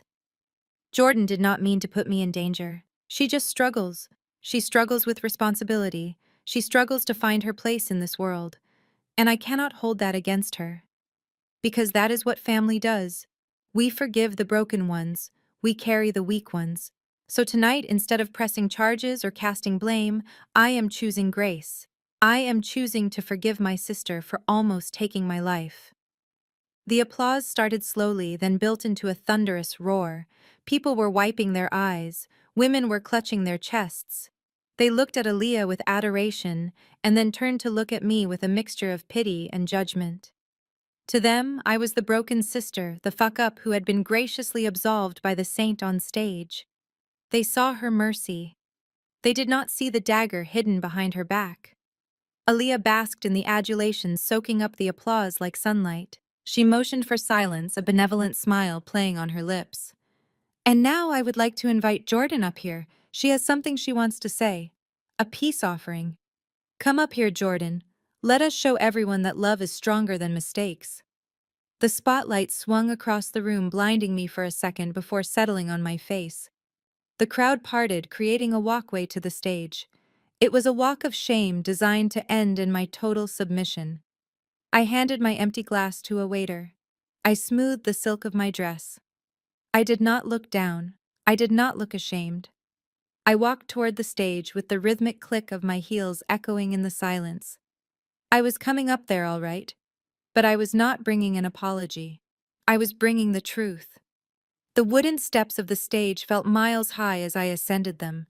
With every click of my heels against the polished riser, the hum of conversation in the room died down, until the only sound was the air conditioning system and the beating of my own heart. I reached the center of the stage where Aaliyah was waiting. She looked at me with the benevolence of a queen granting an audience to a peasant. She handed me the heavy wireless microphone, her fingers brushing against mine. Her skin was cold and clammy despite the heat of the spotlights. "Do not embarrass me," she hissed under her breath, her lips barely moving behind her frozen smile. "Just read the paper and get off." I took the microphone. It felt heavy in my hand like a gavel. I turned to face the room. The glare of the spotlight was blinding, creating a wall of white light that separated me from the audience. I had to squint to see the faces in the darkness. In the front row, directly in my line of sight, sat my mother. Beatrice was leaning forward in her chair, her hands gripping her clutch so tightly her knuckles were white. She caught my eye and tapped her temple, a silent command to remember the lines. Then she made a small, subtle motion with her hand, mimicking the turning of a page. "Stick to the script." Next to her, Tyler was leaning back with his arm draped over the empty chair beside him. He looked relaxed, almost bored. He took a sip of his drink, watching me with a smug expression that said he had already won. He thought I was up here to save him. He thought I was about to publicly confess to his crime to protect his reputation and his bank account. I reached into the pocket of my silk dress. I felt the sharp corner of the folded paper Aaliyah had given me that morning. The apology. The confession. The lie that would cement my role as the family failure forever. I wrapped my fingers around it. The room held its breath. I could feel their pity washing over me in waves. They were waiting for the stuttering, the tears, the cracking voice of the broken sister. They were waiting for me to play my part in Aaliyah's tragedy. I pulled my hand out of my pocket, but I did not pull out the paper. My hand was empty. I placed both hands on the microphone stand, steadying myself. I looked down at Aaliyah, who was standing just a few feet away, beaming at the audience. She did not notice that my hands were empty yet. She was too busy posing for the photographers. "Good evening, everyone," I said. My voice boomed through the speakers, clear and steady. There was no tremor, no hesitation. It was the voice I used in boardrooms when I was acquiring companies. It was the voice of authority. Tyler frowned slightly, sitting up a little straighter. He heard the tone. It was not the tone of a woman about to apologize. "My sister has told you a very moving story tonight." I continued, looking directly at Beatrice, whose eyes had widened in alarm. "She told you about an accident. She told you about fear. And she told you about forgiveness. She stood up here and spoke about the importance of family and how we must protect each other no matter the cost." I paused, letting the silence stretch. I saw Aaliyah's smile falter. She turned her head slightly, trying to make eye contact with me, her eyes darting with confusion. "This was not in the script, but there is one detail my sister left out of her story," I said, leaning closer to the mic. "A detail that changes everything. You see, forgiveness is easy when you are the one asking for it. But justice is much harder to swallow." Beatrice stood up halfway in her seat, her mouth opening to interrupt me. But it was too late. I had the floor, I had the microphone, and I had the truth. "I am not here to apologize," I said, my voice dropping an octave, deadly serious. "I am here to clarify. Aaliyah said she was driving my car. That was the first lie." The gasp from the audience was audible. Aaliyah's face drained of all color. The trap was sprung. "You told everyone I was negligent, Aaliyah," I said, my voice slicing through the tension in the room like a scalpel. "You told them I left my keys out. You told them I endangered your life. But you failed to check one very important detail before you decided to take what did not belong to you." I reached into the podium and pulled out a small black remote. The massive screen behind me, which had been displaying a slideshow of Aaliyah's charity work and maternity photos, flickered. The image of Aaliyah cradling her bump vanished. I pressed the button. A high-resolution scan of a vehicle registration document appeared on the 20-foot screen. It was magnified so clearly that even the people standing by the bar could read the fine print. The silence in the room shifted from confused to stunned. "Ladies and gentlemen, if you look at the screen, you will see the official registration for the vehicle that was destroyed in the driveway yesterday morning," I narrated, walking out from behind the podium to stand center stage. "It is a Ford Explorer. It is not a Porsche. And if you look at the line marked registered owner, you will see that it does not say Jordan Banks." I turned to look directly at the front table. "It says Beatrice Banks." I watched the realization hit my mother like a physical blow. Beatrice froze. The glass of wine she had been holding slipped from her fingers and shattered on the floor, spilling red liquid across the white tablecloth like a fresh wound. She did not even notice. Her eyes were locked on the screen, staring at her own name. Her mouth opened and closed, but no sound came out. She was doing the math in her head. She knew exactly what this meant. She had not just sat by and watched Aaliyah destroy my property. She had cheered while Aaliyah destroyed her own. "I swapped the keys, Mom," I said, speaking directly to her, ignoring the 300 other people in the room. "I knew they were going to take the car. I heard them planning it. So I switched my key fob with yours. I wanted to see what you would do. I wanted to see if you would defend me when you thought I was the victim. But you didn't. You slapped me. You blamed me. You forced me to pay for the damages." Tyler jumped to his feet, his chair scraping loudly against the floor. He looked from the screen to me, his face twisting into a mask of panic. He realized instantly that the financial safety net he thought he had was gone. "That is impossible," he stammered, his voice loud in the quiet room. "We drove the Porsche. I felt the engine. I know what I drove." I looked at him with pity. "You drove what you wanted to drive, Tyler. You were too drunk to know the difference between a luxury SUV and a Ford. And because you were so arrogant, you never bothered to check. You just assumed you were entitled to my things." The crowd began to murmur. The narrative was crumbling. The victim was becoming the thief. So Aaliyah. I continued, turning back to my sister, who was shaking her head in denial. "You did not almost die because of my negligence. You crashed our mother's car because you stole keys that you thought were mine. You destroyed her asset, not mine." And Mom, I hope you enjoyed that applause earlier, because that wrecked car sitting in the impound lot is entirely your problem now. But wait, it gets worse. I watched the color drain from my mother's face as the realization hit her. She was not just the owner of a wrecked car, she was the owner of a financial disaster. I took a step closer to the edge of the stage, looming over them like a judge passing a final sentence. The audience was paralyzed, caught between the horror of the revelation and the thrill of the scandal. "You see, Tyler was very specific this morning," I said, my voice echoing through the silent ballroom. "He demanded I use my insurance to cover the damages. He bullied me into writing a check for repairs to keep this quiet. He even threatened to ruin my reputation if I did not pay up. But there is a poetic justice in greed. It blinds you to the details." I clicked the remote again. The registration document on the screen vanished, replaced by a scanned letter from an insurance company. The date was from last week. The logo was unmistakable. "Mom, do you recognize this?" I asked, my voice dripping with faux concern. "This is the cancellation notice for your auto insurance policy. You called your agent last Tuesday. You told him you wanted to drop collision and comprehensive coverage on the Ford to save money. You told him you needed the prorated refund check immediately."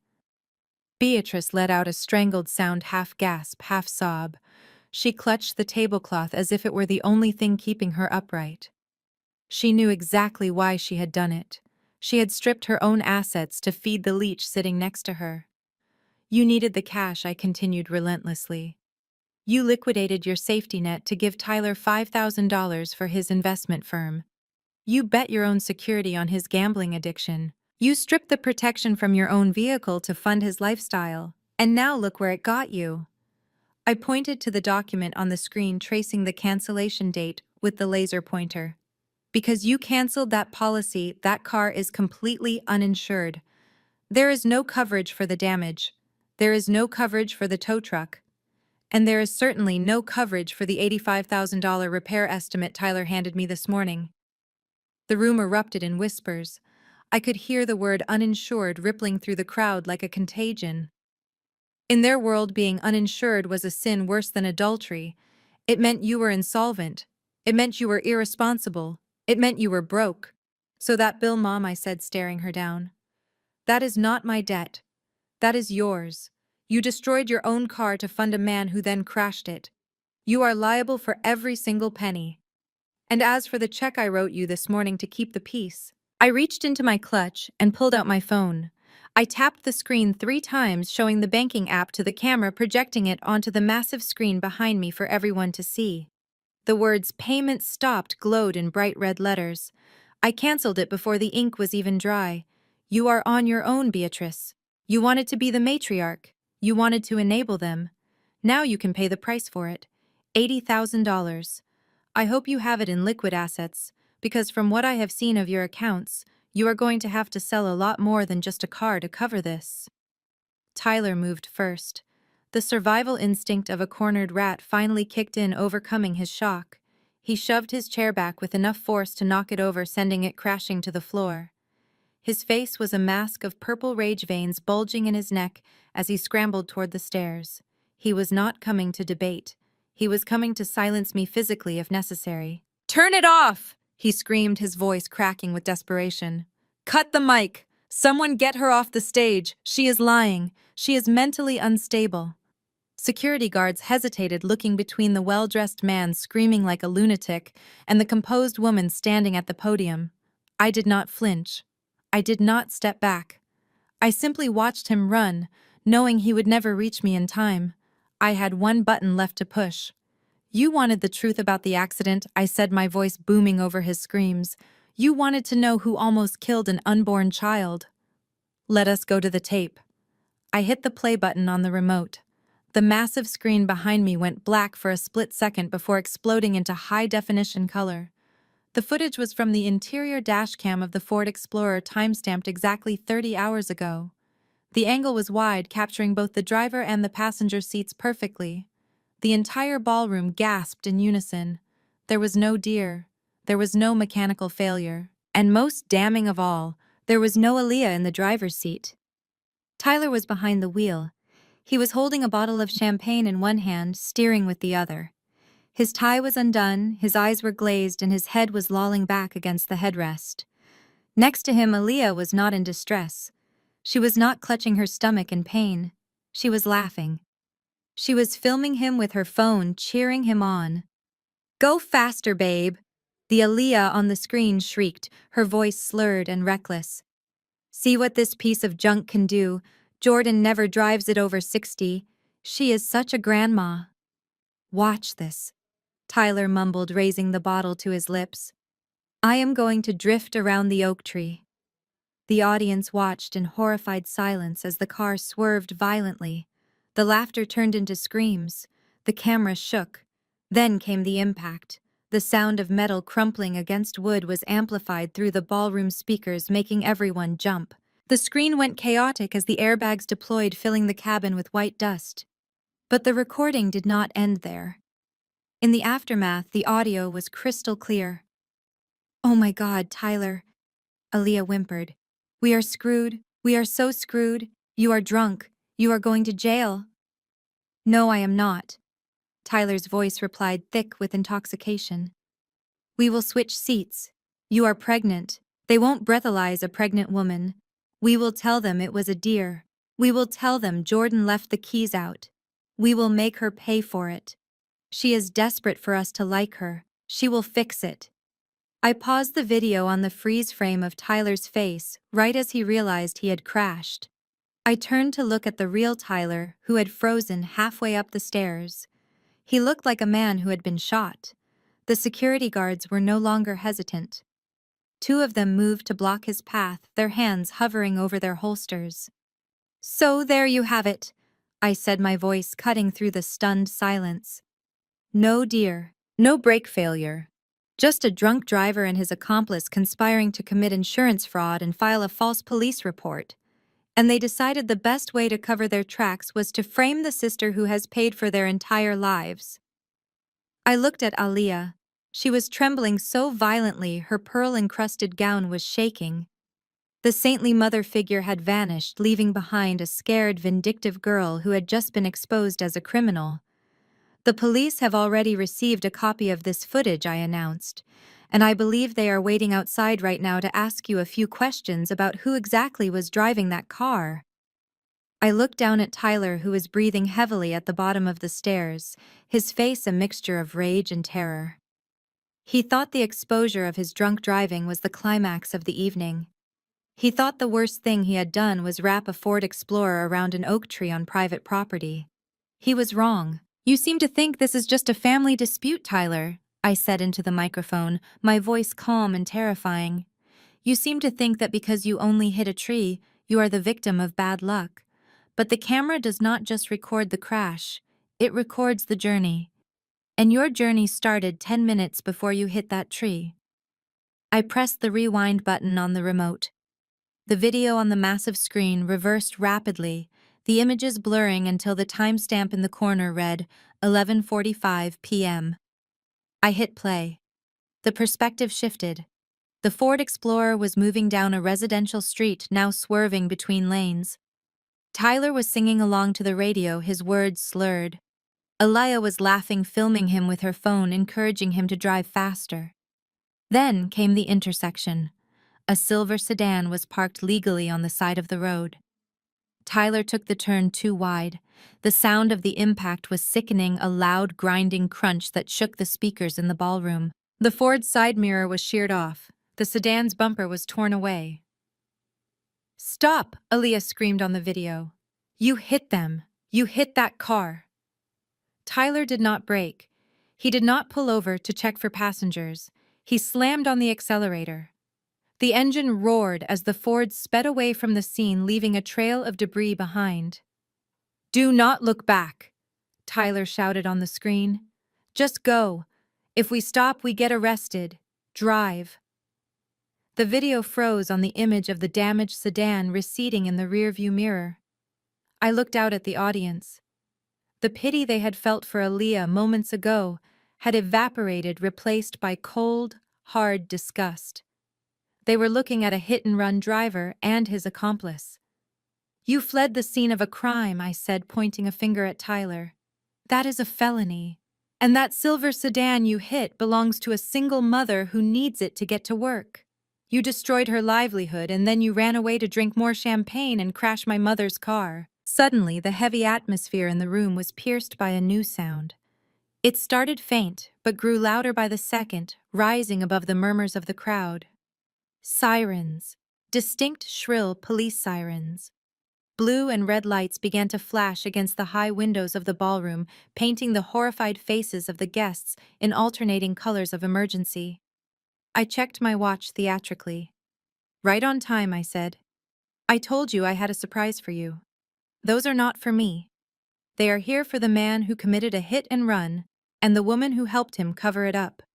Enjoy your party, Aaliyah. I think your ride is here. The heavy mahogany doors of the ballroom did not open politely this time. They were thrown wide by 4 uniformed officers who marched into the sea of silk and tuxedos with the grim determination of men who had seen the evidence and were done with the games. The festive atmosphere evaporated instantly, replaced by the cold, hard reality of the law. The blue strobe lights from the cruisers outside cut through the crystal chandeliers, painting the guests' faces in jagged, frantic shadows. Tyler stood at the bottom of the stairs, his face pale and sweating. He looked like a trapped animal. He tried to straighten his jacket to summon the ghost of his arrogance, but his hands were shaking too badly. When the lead officer, a stern woman with a no-nonsense expression, approached him, he instinctively took a step back, bumping into a waiter and sending a tray of champagne glasses crashing to the floor. The sound was like a gunshot in the silent room. Tyler Davis, the officer, announced, her voice cutting through the tension. You are under arrest for felony hit-and-run, driving under the influence, and filing a false police report. Turn around and place your hands behind your back. Tyler's eyes darted around the room, searching for an exit, searching for an ally. He looked at the donors who were staring at him with open disgust. He looked at Beatrice, who was slumped in her chair, clutching her chest. Finally, he looked at Aaliyah, who was standing frozen on the stage near me. No, wait, you have got this all wrong, Tyler stammered, holding his hands up in a pathetic gesture of surrender. I was not driving. Look at the video. It was dark. You cannot tell who it is. It was her. He pointed a shaking finger at his pregnant wife. The crowd gasped. The perfect husband, the doting father-to-be, was throwing the mother of his child under the bus to save his own skin. She made me switch seats, he screamed, his voice rising to a hysterical pitch as the officer grabbed his wrist and spun him around. She is the one who wanted to go fast. She is the crazy one. She told me to drive away. I wanted to stop, but she threatened me. She said she would ruin my career if I stopped. Arrest her. She is the accomplice.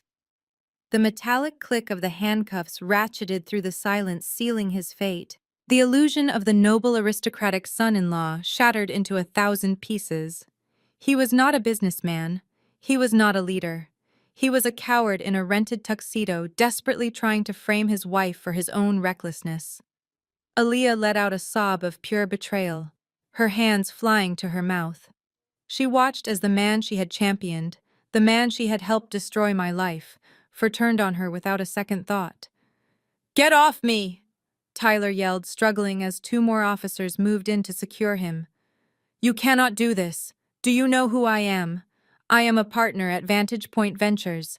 I have rights. Jordan, tell them. Tell them I am innocent. He looked up at me, his eyes pleading desperate. I stood on the stage, looking down at him with the detached curiosity of a scientist observing a specimen. I did not speak. I did not look away. I simply raised my champagne glass in a silent toast as they dragged him kicking and screaming toward the exit. The King of Buckhead was leaving the building, and he was not leaving in a carriage. He was leaving in the back of a squad car. The heavy doors swung shut, cutting off Tyler's desperate pleas and leaving a suffocating silence in the ballroom. All eyes turned to Aaliyah.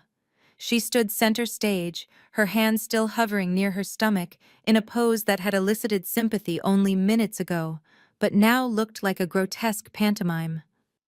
The spotlight that had been her ally was now an interrogation lamp exposing every crack in her porcelain veneer. She looked out at the audience expecting to find pity. Instead, she found a sea of glowing rectangles. Every smartphone in the room was raised. The red recording lights blinked like hundreds of tiny accusatory eyes. She was not just being judged by the 300 people in the room. She was being live-streamed to thousands of social climbers and gossip columnists across Atlanta. The comment sections were likely already burning with the hashtag fraud. Mrs. Wellington, the grand dame of Atlanta philanthropy and the primary donor for the evening, was the first to move. She stood up slowly, smoothing the front of her Chanel suit with a look of absolute revulsion. She did not look at Aaliyah. She looked at her husband and signaled for him to retrieve her coat. The sound of her chair scraping against the floor was the first domino. "Wait," Aaliyah stammered, stepping forward, her voice trembling. "Mrs. Wellington, please do not leave. This is all a misunderstanding. Tyler is unwell. But the foundation, the babies, we still need your support." Mrs. Wellington paused, turning her head just enough to address the room without acknowledging Aaliyah directly. "I do not support criminals, my dear, and I certainly do not write checks to women who frame their own sisters to cover up a felony. This organization is a sham." She walked out. The dam broke. The room erupted into a flurry of movement. It was a mass exodus. Chairs were pushed back, napkins were thrown onto half-eaten plates, and the air filled with the murmur of scandalized whispers. The checkbooks that had been open on the tables were snapped shut. The silence was replaced by the rustle of silk and the click of heels as the city's elite fled the scene of the social crime. Aaliyah watched them go, her eyes wide with panic. "No, stop. Please. The valet hasn't even brought your cars yet. Just stay for dessert. We have a chocolate fountain." Her desperation was palpable and pathetic. She was begging people to eat chocolate while her husband was being booked for a hit and run. I watched from the side of the stage, sipping the last of my champagne. This was the true death of Aaliyah Banks. Not a physical death, but a social one. In this town, reputation was currency, and she had just declared bankruptcy. A young influencer in the front row, whom Aaliyah had courted for months, stood up and pointed her phone directly at Aaliyah's tear-streaked face. "Say hi to the internet, sweetie," the girl sneered. "You are trending. But not for the reasons you wanted. #scammer." Aaliyah flinched as if she had been slapped. She looked at me, then a flicker of pure hatred burning through her tears. She wanted to scream at me. She wanted to blame me. But she couldn't. Because the camera was still rolling, and for the first time in her life she had no script to hide behind. She was alone on an empty stage in a dress she couldn't afford, presiding over a gala for a charity that no longer existed. The applause had ended. The show was over. The silence in the limousine on the ride back to the estate was heavy enough to crush bones. Aaliyah sat in the corner, sobbing quietly into a crumpled tissue, while Beatrice stared out the window, her reflection ghosting against the passing streetlights like a specter. But the moment the heavy oak front door of the villa clicked shut behind us, the silence detonated. Beatrice spun around so fast she nearly lost her balance, her face twisted into a mask of pure, unadulterated hatred. She threw her expensive clutch onto the foyer table with a violence that made the crystal vase rattle. "I hope you are happy," she screamed, her voice shrill and echoing off the marble floors. "I hope you are satisfied, you vicious little viper. Look at what you have done. You have destroyed this family. You have humiliated your sister. You have sent a good man to jail. And for what? For a moment of attention. Because you could not stand to see them shine. I stood by the door, my clutch still in my hand, watching her unravel. It was fascinating in a morbid way. Even now, after seeing the video, after seeing the police report, she was still defending them. To her, the crime wasn't the hit and run. The crime was me telling the truth about it.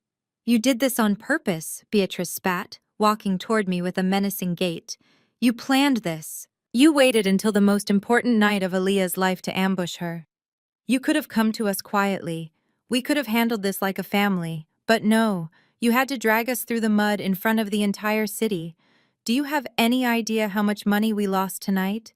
Do you have any idea what Mrs. Wellington is going to say to the board tomorrow? She was not worried about the woman Tyler had hit. She was worried about her social standing. Aaliyah is pregnant, Jordan, she shrieked, pointing at my sister, who was now draped dramatically over the staircase railing, weeping. You put that baby at risk with your stunts. You stressed her out to the point of collapse. If she loses this child, it is on your hands. You are a monster, a jealous, bitter, barren monster. I looked at Aaliyah. She wasn't stressed. She was terrified.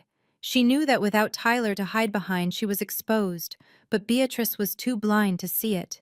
Get out, Beatrice hissed, pointing a trembling finger at the door. I want you out of my house, tonight. I do not want to see your face in the morning. Pack your trash and go back to that cold, empty condo of yours. You are no daughter of mine. You are a cancer, and I am cutting you out. She thought she was wielding the ultimate punishment.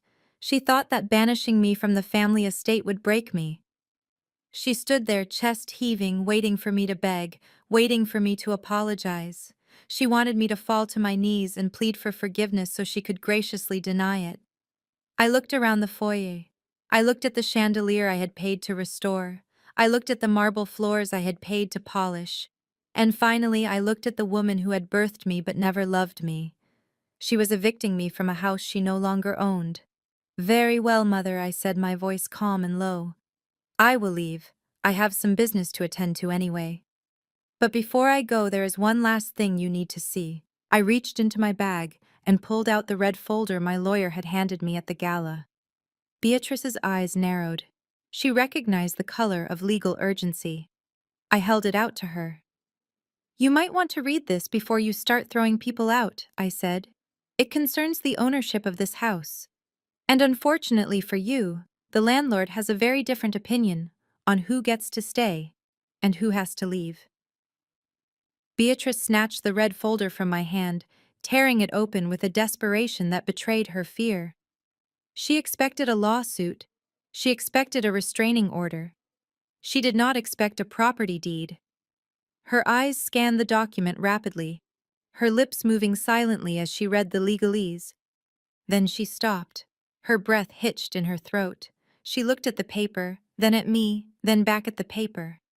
This is a mistake, she whispered, her voice trembling. This says you are the owner. It is not a mistake, mother, I said, stepping past her to lean against the console table she had claimed was hers for 30 years. It is a transfer of title. Look at the date, October 14th of last year. Beatrice shook her head violently. No, that is impossible. We took out a bridge loan, just a temporary liquidity injection to help Tyler cover some overhead. We signed papers with the bank. Not with you. You signed papers with a shell company, I corrected her, my voice devoid of pity. A company that I own. You were in default, Beatrice.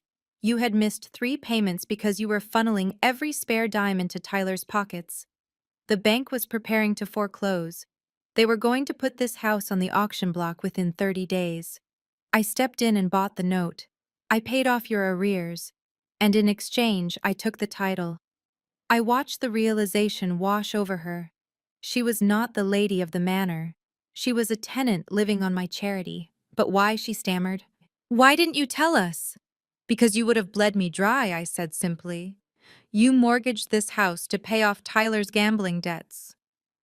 Do not look so shocked, Aaliyah. Did he tell you it was a bad market turn? Did he tell you it was a failed startup investment? He lost $200,000 at the blackjack tables in Las Vegas. Mom knew. She signed the house away to keep his legs from getting broken by loan sharks. And instead of thanking me for saving your home, you treated me like a servant in it. Aaliyah let out a sharp gasp, looking at her mother with wide, betrayed eyes. You knew. You knew he gambled away our inheritance. Beatrice ignored her, keeping her gaze fixed on me with a mixture of hatred and awe. She had underestimated me for 3 decades, and now she was looking at the architect of her survival and her destruction. So you see, Mother, I said, walking over to pluck the deed from her frozen fingers. You cannot kick me out. You cannot banish me to the guest room. You cannot tell me to leave. Because this is my house. These are my floors. That chandelier is mine. And you are here only because I allow it. You are not the matriarch anymore. You are a squatter with an attitude problem. And frankly, I am tired of being a lenient landlord. I watched the reality settle into the fine lines of my mother's face. The arrogance was gone, replaced by the hollow look of a woman who had just realized she was standing on a trap door. She looked around the foyer as if seeing the walls for the first time, not as her kingdom, but as a foreclosure sign. You cannot mean that, she whispered, her voice trembling. This is our home. This is where you grew up. You cannot just sell it out from under us. Where are we supposed to go? I carefully smoothed the edge of the deed before sliding it back into the red folder. The sentimental appeal was her last weapon, and it was firing blanks. I looked at the grand staircase, the crystal chandelier, and the marble floors. I did not see a home. I saw a ledger. I saw a liability that had been bleeding me dry for years. This is not a home. Mother, I said, my voice devoid of warmth. It is a distressed asset. And like any good investor, I know when to cut my losses. I am liquidating the portfolio. That includes the car, the debt, and this house. I stepped closer to them, making sure Aaliyah could hear every word. She was slumped against the wall, looking like a ghost in her ruined gown. You have 72 hours, I announced, checking my watch as if scheduling a meeting. That is 3 days to pack your personal effects and vacate the premises. I have a real estate agent coming on Monday morning to stage the property for listing. I expect the house to be empty and broom swept by then. Anything left behind will be considered trash and hauled away. Aaliyah let out a strangled sob, pushing herself off the wall. But Jordan, she wailed, her hands shaking. Tyler is in jail. I have no money. I have a baby coming in 2 months.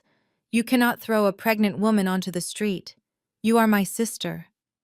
I looked at her. I looked at the sister who had mocked my career, who had stolen my keys, who had tried to frame me for a felony just hours ago. The sister who had laughed while I paid her bills. You should have thought about that before you conspired to ruin me, Aaliyah, I said coldly. You wanted to play grown-up games. Now you win grown-up prizes. Tyler gambled away your safety net. Mom mortgaged your roof. And you burned the only bridge you had left when you tried to destroy my reputation on a live stream. Beatrice grabbed my arm, her grip desperate and weak. Jordan, please. Be reasonable. We have nowhere else to go. The market is terrible. We have no credit. Just give us a few months. Just until the baby is born. I pulled my arm away, brushing the fabric of my dress where she had touched me. No, I said. You had 30 years to be reasonable. You had 30 years to treat me like a daughter instead of an ATM. My generosity expired the moment you slapped me this morning. You have 3 days. If you are not out by noon on Monday, I will have the sheriff execute an eviction order. And unlike you, I do not make idle threats. I turned my back on them, walking toward the front door. The sound of Aaliyah's weeping and Beatrice's stunned silence filled the cavernous hall. I opened the heavy oak door and stepped out into the cool night air. The sirens had faded, leaving only the chirping of crickets. I walked to my car without looking back. Behind me, the lights of the estate still blazed golden and warm, but to me they looked like the flames of a bridge finally burning down. I started the engine. It was time to go home to my quiet, empty condo and sleep the best sleep of my life. The sound of my hand on the brass doorknob was the only trigger Beatrice needed to change tactics. She realized in a split second that anger had failed, that authority had evaporated, and that legal threats were useless against the owner of the deed. So she reached for the only weapon she had left in her arsenal. She reached for the guilt of a mother. She threw herself between me and the door, her knees hitting the marble floor with a hollow thud that was meant to break my heart.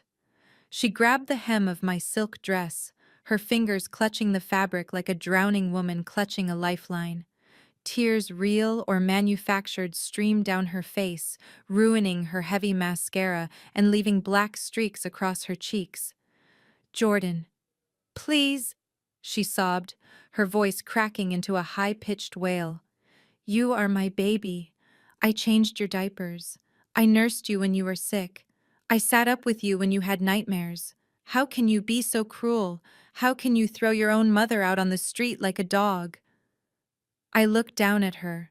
For years, this display would have worked. For years, the sight of my mother in distress would have made me open my checkbook and apologize for existing.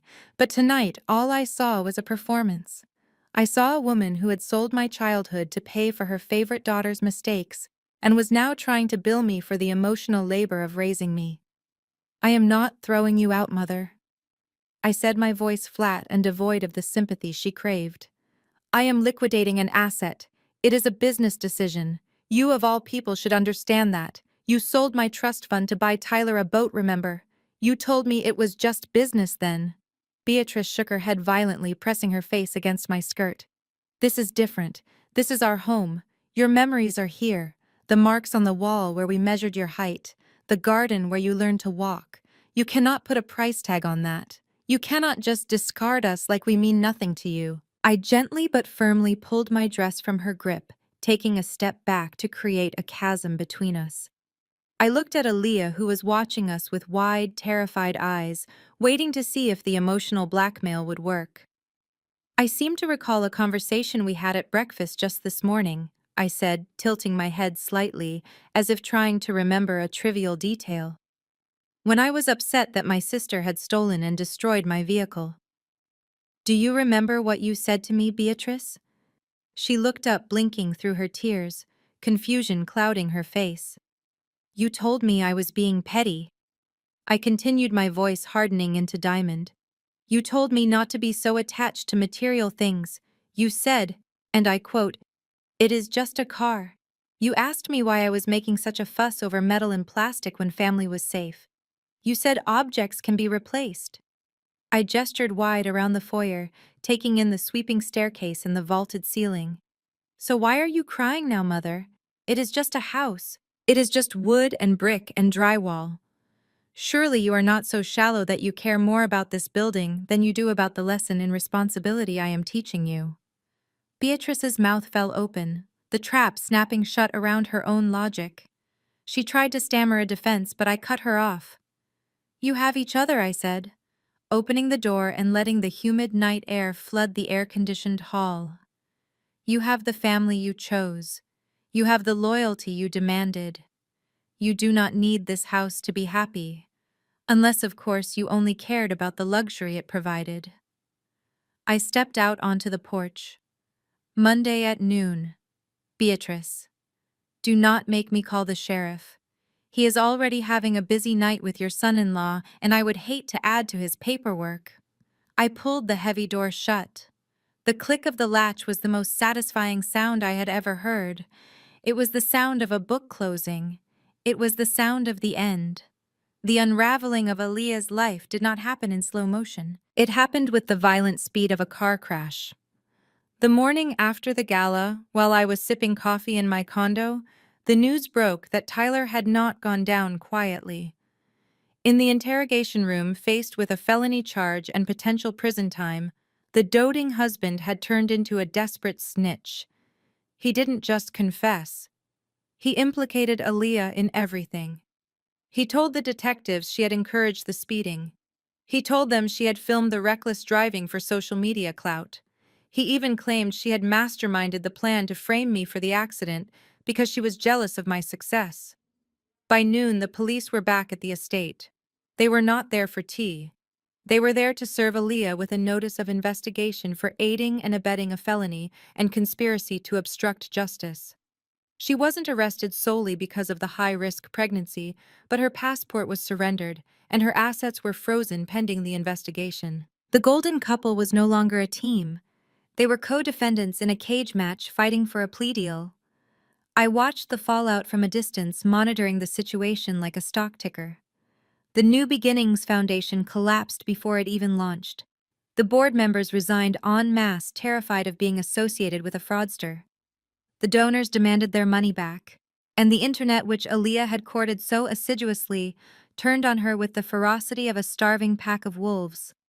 Her social media channels were flooded with hate comments. The hashtag #ScammerAleah was trending higher than the gala itself ever had.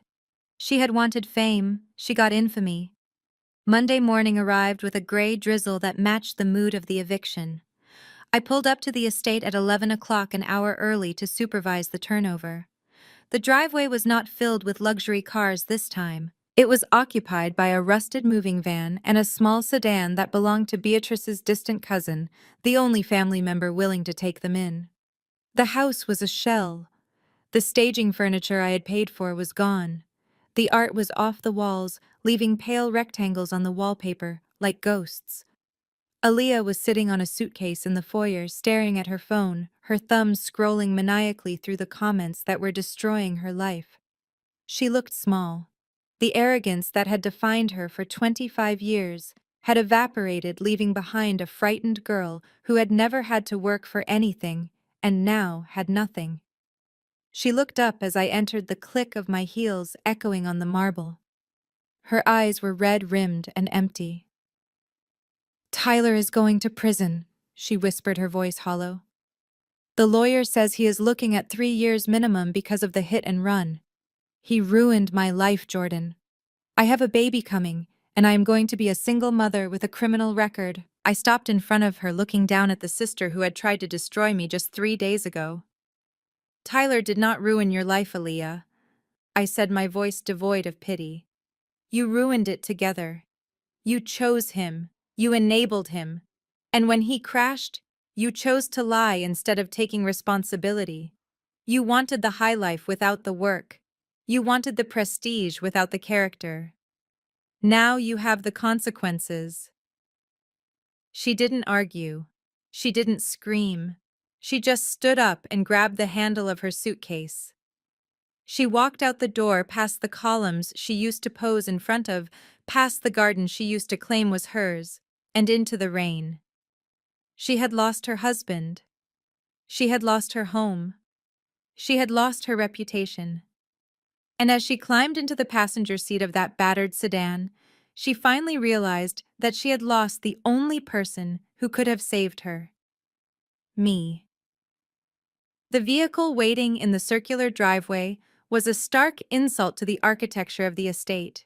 It was not the sleek black S-Class my mother was accustomed to being chauffeured in, nor was it the aggressive Porsche Tyler had destroyed.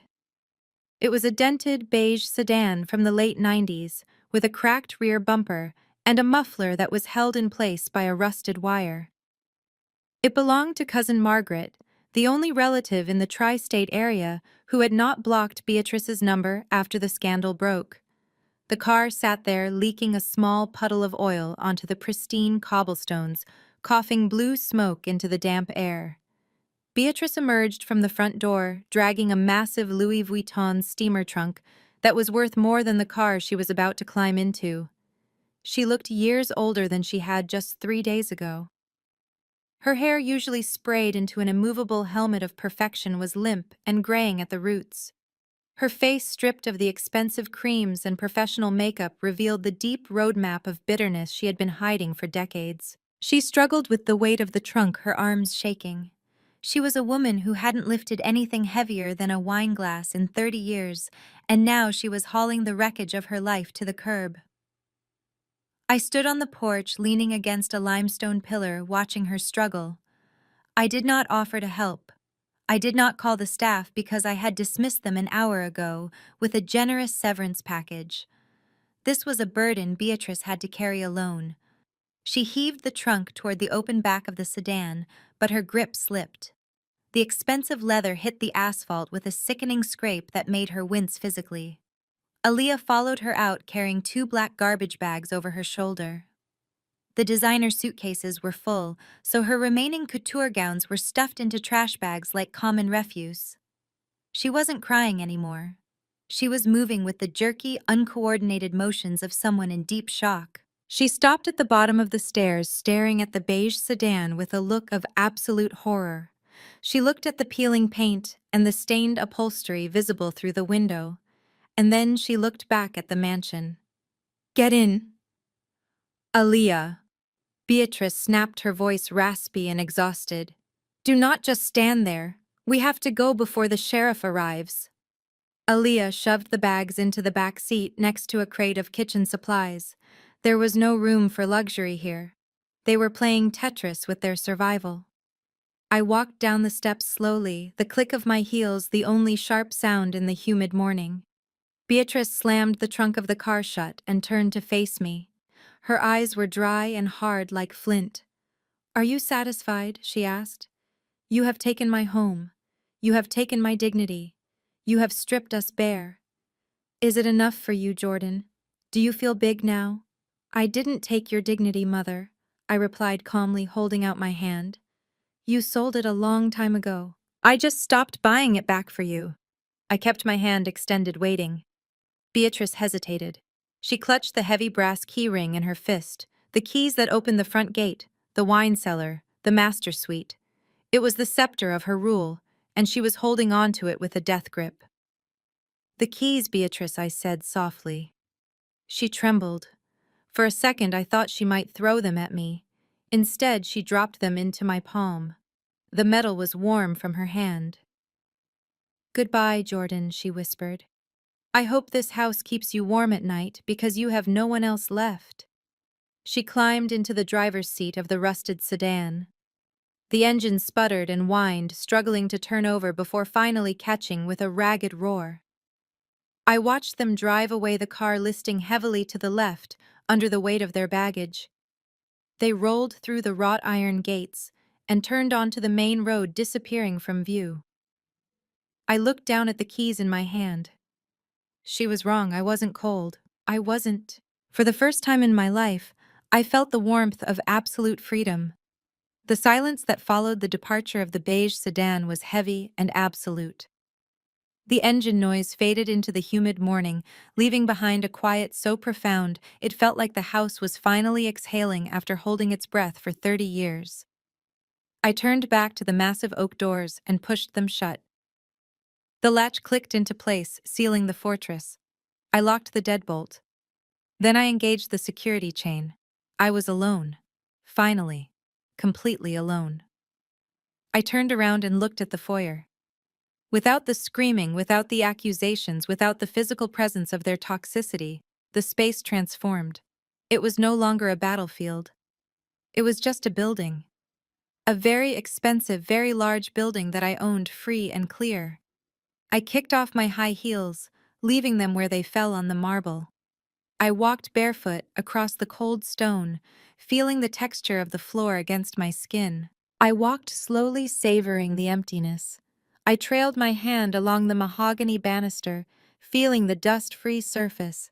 Beatrice had been so proud of this wood. She used to scream if I touched it with sticky hands as a child.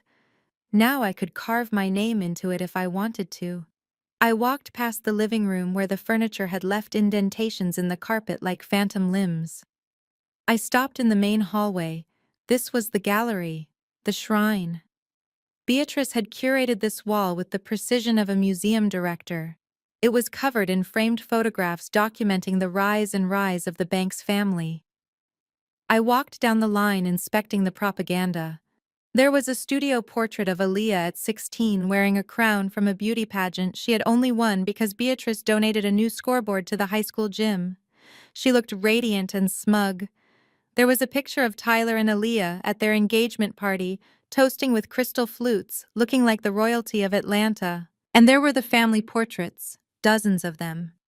In every single one, Beatrice and Aaliyah were center stage, bathed in light, touching affectionately. And in every single one, I was relegated to the periphery.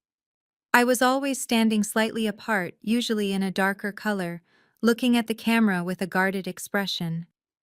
I was the shadow in their sunlit world, the prop they dragged out to make the family look complete. I reached out and hooked my fingers behind the heavy gilded frame of the engagement photo. I lifted it from the hook. It was heavy, dense with the weight of their pretension. I looked at Aaliyah's fake smile one last time. I let go. Gravity took over. The frame hit the marble floor with a violence that echoed through the empty house. The glass shattered instantly, exploding outward in a starburst of glittering shards. The photo inside buckled and tore. I moved to the next one, a picture of Beatrice accepting an award for charity work she never actually did. I ripped it off the wall and threw it down. Crash! I kept walking, moving down the hallway with a rhythmic destruction. Aaliyah's graduation. Crash. The family Christmas card from 2018. Crash. Tyler on his boat. Crash. I did not run. I did not scream. I moved with the slow, deliberate grace of a gardener pruning dead branches. I stripped the walls bare. I turned the hallway from a monument of lies into a graveyard of memories. When I reached the end of the hall, I turned back. The floor was a river of broken glass and twisted metal. The photos lay amidst the debris, their smiling faces distorted and broken. The walls were scarred with empty hooks and pale squares where the frames had hung, but they looked beautiful to me. They looked clean. They looked like a blank canvas. I stood in the center of the wreckage and took a deep breath. The air didn't smell like Beatrice's cloying perfume anymore. It smelled like dust and rain and victory. I walked back toward the kitchen, leaving footprints in the dust. The house was purged. The idols were smashed. Now it was just real estate. The noise of the breaking glass faded into memory as I stepped into the hushed elegance of the Sterling Club 2 hours later. The air here smelled of old leather books and expensive scotch, a stark contrast to the dust and deception I had left behind at the estate. I walked toward the corner table by the window overlooking the city. A man was already waiting for me. Julian was everything Tyler pretended to be but never was. He was a senior partner at the city's most prestigious law firm, a man who had built his reputation on integrity rather than inheritance. He did not check his watch when he saw me. He did not look annoyed that I was 3 minutes late. Instead, he stood up immediately, buttoning his jacket out of habit and pulling out the chair for me. "Good afternoon, Jordan," he said, his voice warm and steady. "You look like a woman who just won a war." I sat down, placing my clutch on the table. I felt lighter. The physical weight of the house keys was gone from my purse, and the emotional weight of my family was gone from my soul. "I did not win a war, Julian," I corrected him, picking up the menu. "I just stopped fighting a losing battle. The house is empty. The keys are with the listing agent. I want it sold as is. I do not want to fix the roof. I do not want to stage it. Just liquidate it." Julian nodded, making a note in his leather folio. He did not question my decision. He did not ask about my mother or offer empty platitudes about family reconciliation. He respected my judgment implicitly. "Consider it done," he said, closing the folio. "The market is hot. We will have multiple offers by Friday. But that is not the only reason I asked you here today." He reached into his briefcase and pulled out a thick document bound in blue linen. He slid it across the mahogany table toward me. "I know you have been focused on cleaning up the past," he said, leaning forward, his eyes bright with intelligence. "But I have been looking at your future. This is the prospectus for the Renewable Energy Consortium we discussed last month. They need a lead investor. But more than that, they need a strategist. They need someone who understands how to restructure failing assets and turn them into gold." I opened the document. The numbers sang to me. It was complex, ambitious, and risky. It was exactly the kind of challenge I loved. "They specifically asked for you, Jordan." Julian continued, his voice lowering slightly, intimate and admiring. Not your capital. You. I told them you were the sharpest mind in Atlanta. I told them you were the only person capable of steering this ship. I looked up at him. For 30 years I had been told I was difficult, cold, and unlovable. My family saw my ambition as a defect. My mother saw my success as a bank account. But looking at Julian, I realized he saw none of that. He saw a partner. He saw an equal. I ran my finger down the page, tracing the projected returns. You think I can handle this? I asked, testing him. Julian smiled, and for the first time in a long time, I felt a flutter of anticipation that had nothing to do with business.